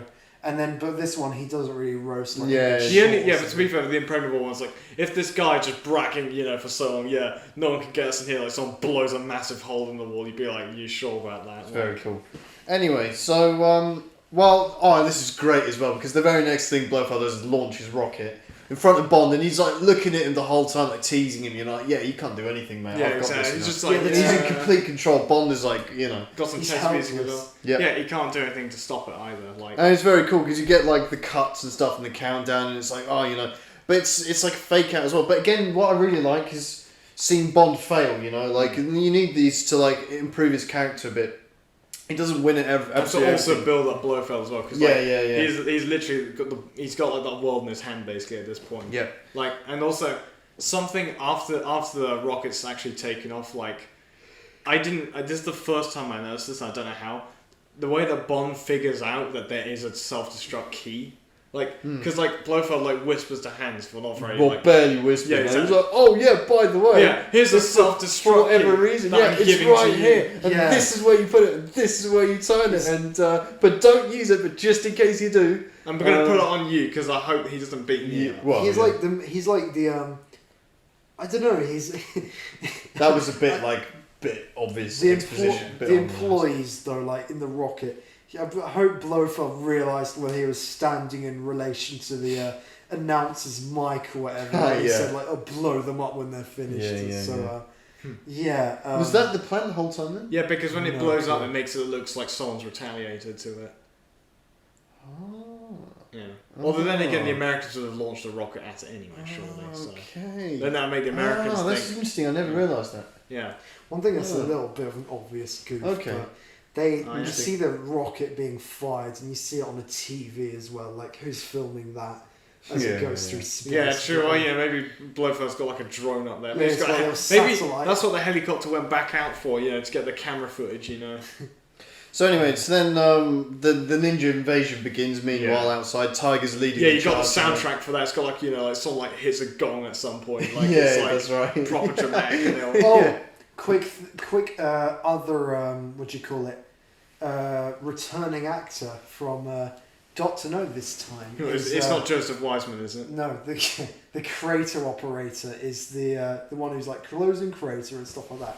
Gets shot. Spoilers, but he's the one of the control operators who sat directly next to Dr. No in the final scene. You don't see him That fan favourite right there. Wow. Yeah, he appears for yet another Bond film in a later one, so Wow. we'll touch on that. Does he have a line or something? Yeah, exactly. He does. To get to see actually. his face. We do actually. The whole camera pans on him for a moment, and when he's Nice to saying the know. lines. His 5 seconds. Yeah, say the line. So very gradual, very slow, very low peak. How was his film career after this? Yeah, second outing. But anyway, like Yeah, because like the Blofeld just like opens up on fire on literally all of them, whereas like Tiger and Aki are just sitting there like looking around. Oh, a lot of people are dying here, you know. Well, good thing we're they get mowed down, man. Good thing we're relevant to the plot. Perimeter, yeah. The volcano perimeter is like with these things, everyone's getting It's mowed literally down. got a mortar there. And as Bond well. there, he's like, shit, man, you know. So he improvises. He asks, so Cause Blofeld goes and he's like,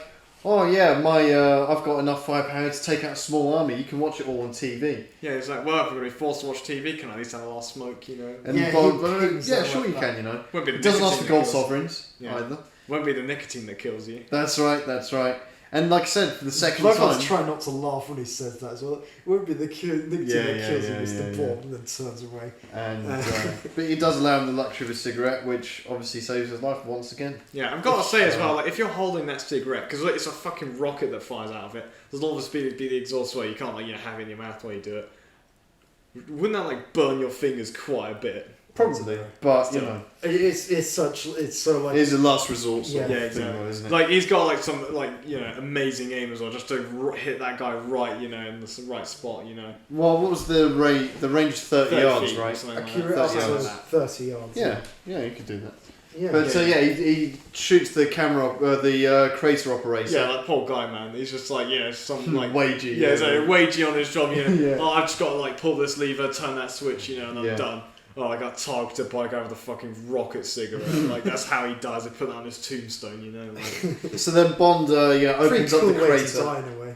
Yeah, Bond opens up the crater, which just buys them enough time for the ninjas to get through. Yeah, because they're trying to close it again afterwards, and Blofeld's like, yeah, fucking shit your attempt there, and then like someone like blows a massive hole. in it. Yeah, the guy who was doing this sword play earlier puts like a sticker bomb or something on it, and then it Yeah, man. Yeah, blows exactly. up. It's really weird because it blows up. Yeah, the camera Yeah, cuts. yeah, It the makes it camera look like the zooms in. whole thing explodes. But it's actually just a close-up shot of like Yeah. them all popping down. And it's But like. that guy might have saved the day in that. Yeah, exactly. Again, MVP again, man. Like the thing is, like as well, like the thing that I also kind of like about it is it's not like just like an immediate they take over everything. A lot of them die during this. Oh, yeah, like, yeah. Like Yeah, people it's- are going it's a down. real Like, battlefield down all there. they're like Yeah. most of the people who get to the bottom, they're all just like lifeless by that point. Like, It's riddled with it's all bullets. out war, man, going on Yeah, in there. literally. It's like a ninja banzai shot. This And is the the- whole time, what's great is it's building the tension. It keeps cutting to the rocket, like gaining on the Yeah. American one. Yeah. And what's quite funny is Tiger Tanaka goes down eventually, and like some guy, he takes out someone, and then someone's behind him with a gun, and like Yeah, Aki Kissy gets him. Yeah. Kissy Suzuki yeah, sorry. shoots him. Like he must be a really great boss if like one of his employees would stick up for him like that. Yeah, why wouldn't Yeah. you? I can't think of many Man, bosses. I'd do if he that was my for. boss, man, lay my life on the line for him, But yeah, she's a good employee and he's a good employer. Apparently, Mhm. quite Great, yeah, rare for great. Japanese society. So Yeah. props to them, I guess. Yeah, but he was like thinking, oh, good thing I gave her that one day off, like. Yeah. Give her that. So word. Blofeld has closes the shutters. Yeah, the almighty shutters. Yeah. We were Leaves talking with about. Bond and Sasso. Yeah. So they go on the monorail sort of thing, and Yeah, just before the monorail, it's like, great fake out. this is the price of failure, Mr. Bond. Shoots Osato. And then Yeah, it's Osato's a million miles away, by the way. When he stood there, he's just like thinking what he's gonna have for dinner. He's Yeah, just there, exactly. He's and just then like- bang, he doesn't even know he's dead. yeah, man. exactly. It's just like, what the fuck? Yeah, man? he's like. Do you think Osato would consider that an honourable death? No. He's He's like, he This is the literally price of failure, Mr. Bond. Yeah, he got trolled. Bang. He got trolled into like getting Yeah. killed, like because he was like, "Oh yeah, Yeah. can't see this guy get dispatched, man." Yeah. And he just gets blown. He's up. not like that though. He's just stood there and he's like, he's just out of it. Yeah, And he's proper like he's. And then he's like, The way he with take, the fairies it's like, and all. he moves like this when he dies as well. It's like as if Yeah. he's like, he took a moment to realise he's dead for a second. And he's like, oh. Yeah, he can't believe it. He's that shocked.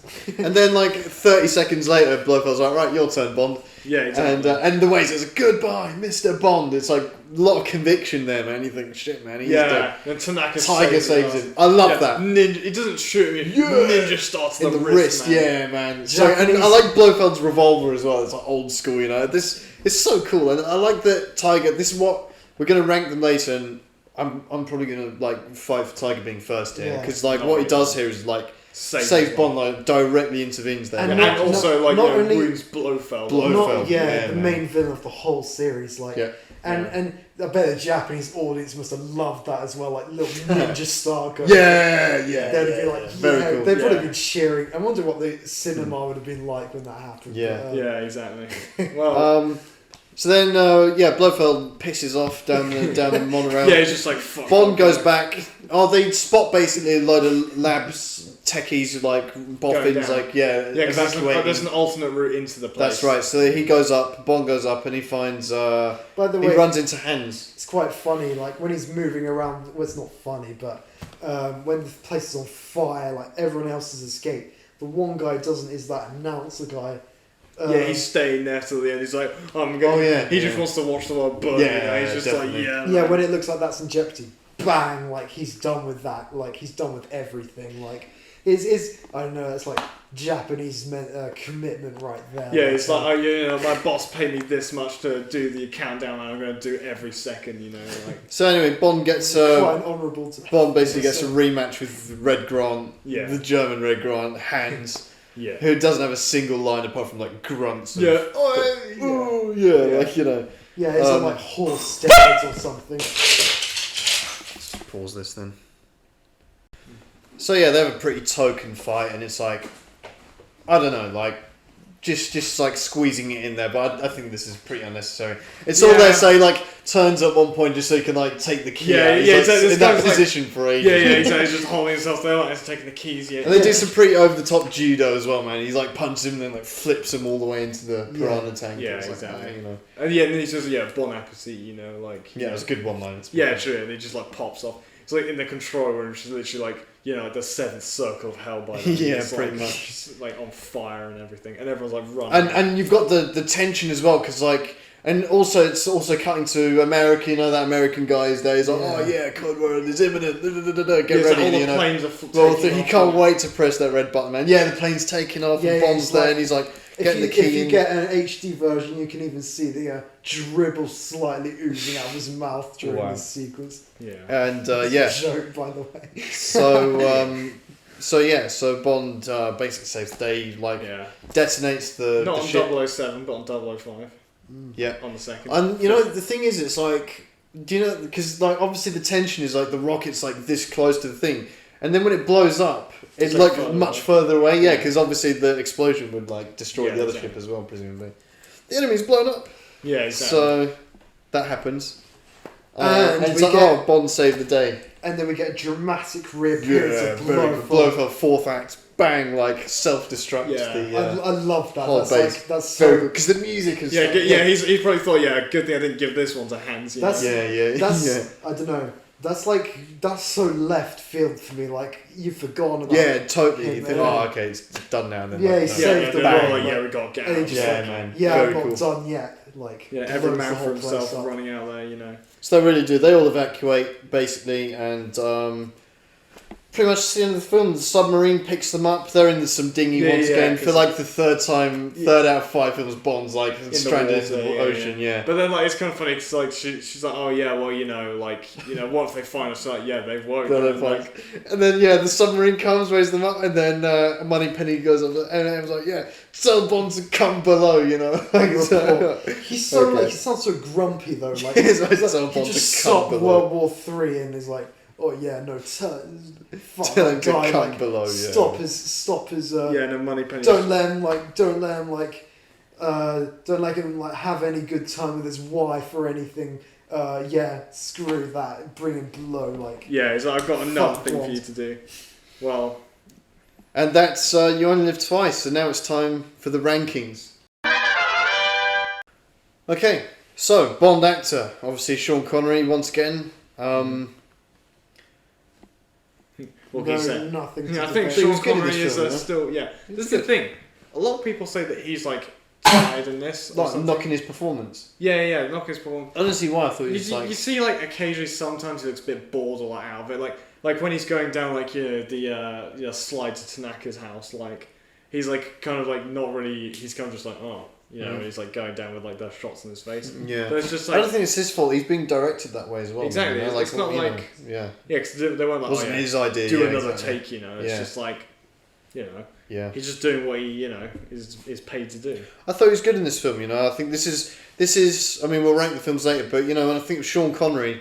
Thing is with Goldfinger, I think because obviously Goldfinger is his best film. I think most people would say that, but that's not so much for Sean Connery as it is like everything else. When I think of Sean Connery as Bond, I actually think of You Only Live Twice, and I think of him in this film. And Yeah, like, because this is like when it gets like the most bombastic and so on. and he has a lot to do in this film. Yeah, Yeah, and he has a lot to do in it. And it's also like in his prime. It's not like, also as well like. A lot. I think his performance in this is pretty good because he sells a lot of the humor, like spot on, and the one-liners and stuff. He nails everything. Yeah.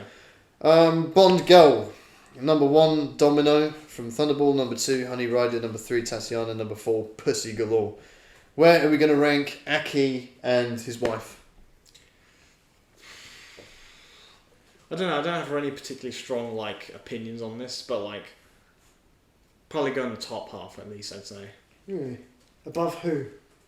Above, Honey Rider maybe even. Ooh, that's strong. Actually, no, that might be strong. That's strong. Okay, maybe below Honey Rider. What do you think? So I think Maybe they below might. below Tatiana. I think go 5th. I think Actually, I because think they don't really do anything. they are. They do stuff though. Like Kissy saves Tanaka's life. Like Bond's life. they're very like. Resourceful. Might depend on your preferences, but you can't argue that they're like not committed, very loyal to Bond during this whole like, and very focused on like being good like helpers for him and stuff. So, and Aki saves his life a few times, and but I don't think we can really put them the above. poison for him. Can we put them above Pussy Galore though? Pussy Galore like switches the gas canisters, and she only changes at the very end of the film. Like those, I don't think that's really fair on the others. Like. Okay, so above or below Tatiana then? Below, I I think. think below Tatiana. All right. Tatiana is very, very good. Aki / wife. Slash Alright. Suzuki. Because she's not named in the film, so I'm not going to name her. That's the right's fault. Villain. Number 1, Goldfinger. Number 2, Dr. No. Number 3, Rosa Klebb. Number 4, Emiliano Largo. No Where debate. are we putting Blofeld / You're saying there's not a Sato at the a top? Sato? Yeah. It's just don't even, like a Sato is like like a secondary villain here. Blofeld.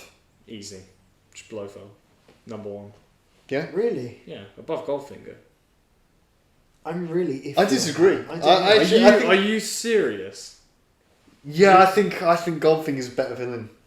But you are putting Blofeld in this individual film as a Yeah. Okay. Yeah, we're not talking like Christoph Waltz. This is really difficult for me. So you think below Goldfinger, you think above Goldfinger. I put. Oh, it's tough. I'm not. I don't know. This is literally Make like, your case. Like I'm This really is like saying open-minded on like this. you know this is. Yeah, go on. You've got the strongest opinion here. Yeah, What- exactly. so This is like saying like the Joker isn't Batman's best villain. Really, like he is literally like the most iconic Bond villain. Blofeld, that is. And Yeah, it's- but Goldfinger is well. Goldfinger's like. You know. He's like yeah, a but Sigma like, who's the faction, first like, thing? Who's the first person you think of when you think Bond villain? Blofeld? Exactly. And it's Come really on. Yeah, but which Blofeld? That's the thing. This What? is the Blofeld. Yeah, but there's loads of Blofelds, man. Yeah, there's but you one think of this Goldfinger, you know. guy. I think Goldfinger and I don't know. I, think don't it's just a think of stretch to Blofeld. think like Bond villain. Oh, Yeah, you Goldfinger. don't think Telly Savalas is Blofeld, do you? Or like Charles Gray's Blofeld. Well, no, but they'll get their rankings anyway. They'll get their just desserts. You saying Donald Pleasance's Blofeld does not like deserve to be number 1 at this point? I think it should go second. I think Goldfinger's just so iconic and has better lines, more to do. He has a great plot. Not saying Blofeld's bad. Blofeld is like a very strong number 2, but I actually think Goldfinger just like he basically carries the film, but I think he is better. I think he is a better villain. What do you think, Son? It's kind of hinges on Kind Tom, of, really. yeah. You kind of got I the. really don't.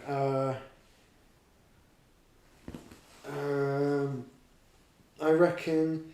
I don't know. Well, thing is with Goldfinger, he's so much he sees so much more of him with Bond. Exactly. But the thing is with Blofeld, he's so like cinema He's like defining a in a way. villain. Like He's like a proper villain. he's the head of Spectre. He's like, and he really owns it. He's like the And- bench that everyone else yeah, has to 'cause, live like, up to, and then Also, like for starters, Goldfinger dies in the film, and he's torn down like many times. Like with cards, he's humiliated. With golf, he's humiliated. His plan gets destroyed. Yeah. He literally has to he's so not confident. Pretty undignified death as well. Yeah, he's so not confident in this plan. He has like the American, uniform ready as well. But that's cool. Didn't I we know say that that's was a cool, good but thing? still, yeah, I know. But I'm pulling all the shots here, and then with Blofeld, he kills Osato, he kills all of his underlings. Kills everyone. Yeah, literally kills everyone, and he gets away with his life. Like no other Bond villain has done that so far.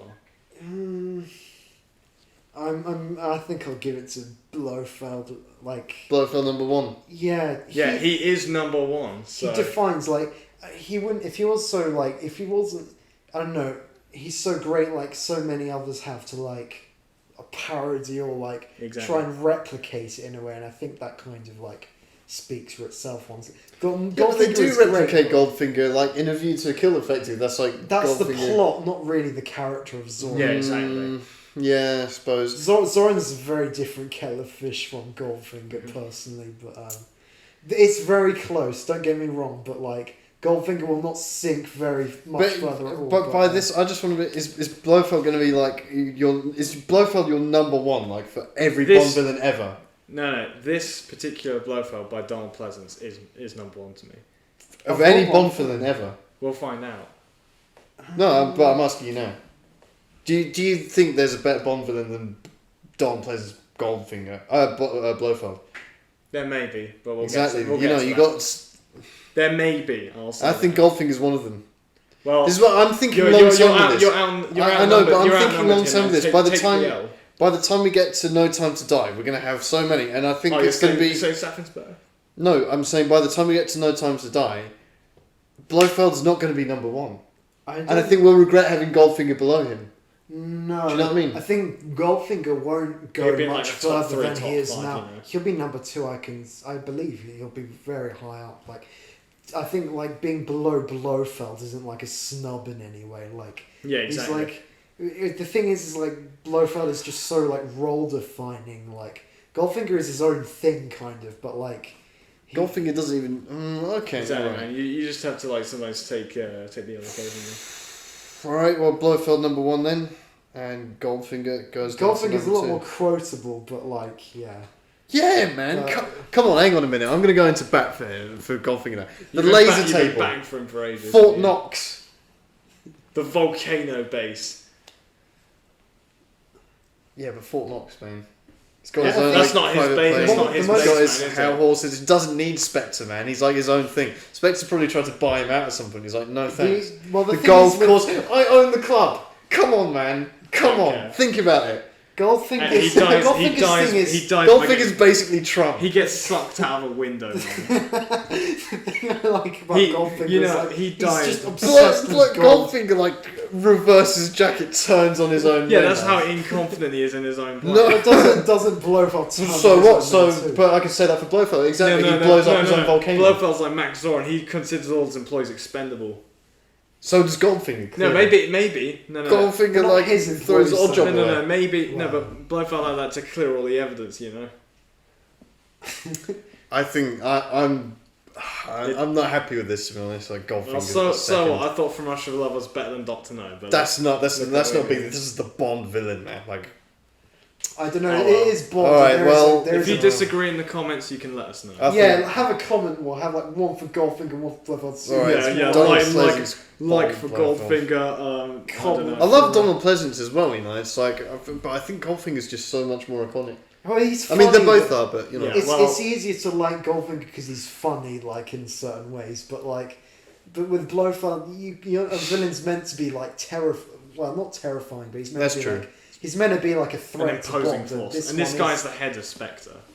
This guy's built up for 3-4 films. All right. Let's move on from this then. Let's go with Henchman. Number 1, Odd Job. Number 2, Red Grant. Number 3, Fiona. Henchman here, you could probably Hands. Oh yeah. Or Osato. Osato's not really a henchman. Oh, Helga. Henchman number is 11. Henchman is meant to be the person who's out to sends out to kill people. So, let's say Hands then. Hands is at the bottom. Below Fiona. Because he has no lines. All right. Car/vehicle, number 1, Aston Martin DB5. We're going to have the gyrocopter in here Yeah, as an outstanding vehicle. It has to go second, but Yeah. like a strong second. exactly. Yeah. Same with the villains. Gyrocopter. M, still number 1, Bernard Lee. Q, Desmond Llewellyn. Moneypenny, Lois Maxwell. Ally/Felix Leiter. We have number 1, Quarrel and Leiter. Number 2, Karen Bay. Number 3, Leiter in Goldfinger. And number 4, Leiter in Thunderball. Tiger Tanaka. Number 1. Easily Yeah. number one. Number yeah. one. Yep. Simple as. Just generally like one of the most fun allies ever. And he's so cool. He's got everything as Yeah, well. he I Because think there's he's this, great. because Great there's relationship, lots great of back and forth with Great Bond back as and well. great lines. Yeah, Yeah. yeah. Actually Japanese contributes audience a would lot, you know, love saved that. his life, man. Mm-hmm. That's a unanimous vote for Tiger then. Gadget. We've got to nominate the top gadget from this film. I'm going to nominate the cigarette gun. Yeah. Yeah. And Yeah, our current poison ranking. string, you know. Yeah. No, it's a good gadget. It's ingenious. But Bond doesn't use it. So, number 1, the attaché case. Number 2, Odd Job's hat. Number 3, the rebreather. And number 4, the Wolf of PPK. Where are we putting the cigarette gun? I Jack, personally... You want to put us above the attaché case? I think at least above Oddjob's hat. I think it goes. So number 1 is the attaché case. isn't Yeah. it? I think, and number 2 is what? Odd Job's hat. Yeah, this goes number 2. I think Yeah. Okay. I can It was concede pretty that. cool. it is cool, but it's like a one. The cigarette that saves your life. Mhm. What more could you want? The best. one Okay. I can get. The theme song. Number 1, the James Bond theme. Number 2, Goldfinger. Number 3, Thunderball. Number 4, From Russia with Love. Where are we putting You Will Live Twice? Middle, maybe? I think it's a strong third. Yeah. So you're putting it above what? Above Thunderball, below And- Goldfinger. I think Thunderball's a bit better than this, honestly. No No. way, really? Yeah, I mean the visuals. I mean, I love this. I like film. it I think slightly this is better, more. to be fair. Fine, put it there, but like. And Thunderball's, there's a big gap for me between, you know, the Source and Thunderball as well. It's like, like that. Yeah, like literally, like I can never unhear the fact he only rhymes Thunderball with all. yeah, every time. yeah, it sucks. To be fair though, if you had to write a song Okay. to rhyme with Thunderball, you're just like, This is an interesting what's one. going on? Opening sequence. Number 1, Goldfinger. Number 2, From Russia with Love. Number 3, Thunderball, like funeral. The opening from this, let's remind ourselves, is the spaceship thing. And Bond dying. And then for the Bond third dying, time. yeah. So, I think maybe this. So might what's the get- current ranking? number 1, Goldfinger, which of Yeah. course is like the swimsuit and everything. Number 2 is From Russia with Love, which is Red Grant killing Bond. And then, yeah, Thunderball, funeral. I think this probably goes third. Yeah, I'd I agree. think third as well. Yeah. Okay. Because it's like the intro is very cool, but then they do the thing. It's like he's dead again. Number It's just Rush with Love and Goldfinger are really great openings as well. Yeah, yeah, exactly. like get your hype. for the film. Okay. Our penultimate millionth trademark ranking, the Sigma moment. We have number 1, Goldfinger, I Own the Club. Number 2, Red Grant. Number 3, Dr. No. Number 4, The King Country. What do I we think- have as a signal moment for this? I think I would like to nominate a Sato saying adds a sparkle to the day, like he just drinks in the morning, like champagne. What do you think, Tom? I'm really not. I might just retire to here. That's an actually. I don't know. Things I do for England? That's a really. It's the same as the Thunderball, one before. man. Yeah, true. The Thunderball has really Sigma. We I shouldn't think put I that think forward. what's pretty Sigma is like the whole Blofeld thing, where it's like you can see my piranha fish get rather hungry. I've decided to ask for a little money and. Yeah, actually, right. Yeah, that's extortion. true. Extortion, he's right. That's Blofeld, true. Sigma, He yeah, literally yeah, yeah. extorts out 100 100 million, man. And, Okay. and then proceeds to throw his employee down there. Yeah, he's right. Yeah. Alright, where do we rank that against I Own the Club, Red Grant, Dr. No? I mean, these Second, are... probably. King and Country's strong as well, man. Probably has to go second, I think. Second, I think. Extortion. No, above Red Grant. I Because he's think literally below Red Grant, but above 1 million. But no, let's take a step back here. Red Grant is a Sigma male. Yeah, he Yeah, but carries think the about film this. more or less. Think about this, like in Thunderball, right? They were demanding something like 100 and however they were 100 demanding million. 100 million Same. pounds, right? Yeah. This guy Blofeld just rinsed these guys of 100 million on the spot. just that's by, like just extra, by saying, that's like a little Yeah. pocket He's like- lining for him. Yeah, he's like, yeah, I can send you into the piranha pit alternatively. And that's a like, Sigma moment though. Like Robert Redgrave Yeah. is like a whole Sigma character Exactly. who's like Dr. No as well. Dr. No is not a Sigma. Is he this? he is He's Sigma like, but he's like, oh yeah. I $1 think million. we should put it third. above. Yeah. Above Dr. No and below Red Grant. Yeah, I think so. Blofeld Extortion. Yeah. Okay? Well, they're all great, you know, at this point. Extortion, don't know how to spell that. Oh, there we go, got it. Yeah. Okay, and finally the film itself. Number 1, Goldfinger. Number 2, Dr. No. Number 3, From Russia with Love. Number 4, Thunderball. It's got the second. Yeah. Strong okay, second. second. This is, I think, yeah, definitely probably the most rewatchable of Sean Connery's Bond films, I think. Maybe other than Goldfinger.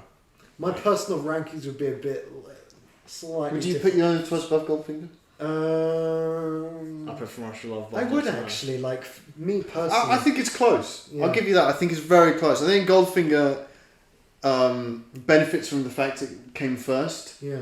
and had all these lavish things and kind of set up those And things. the DB5 for the whole thing, you know. Yeah, You Only Live Twice. But I think it is very close. I'm with you there. You Only Live Twice is a film I really love. I think it's a great Bond film. But it's up against Goldfinger, which is. But I think that both. I think in my own personal rankings, I'd probably have You Only Live Twice as like in my top 5.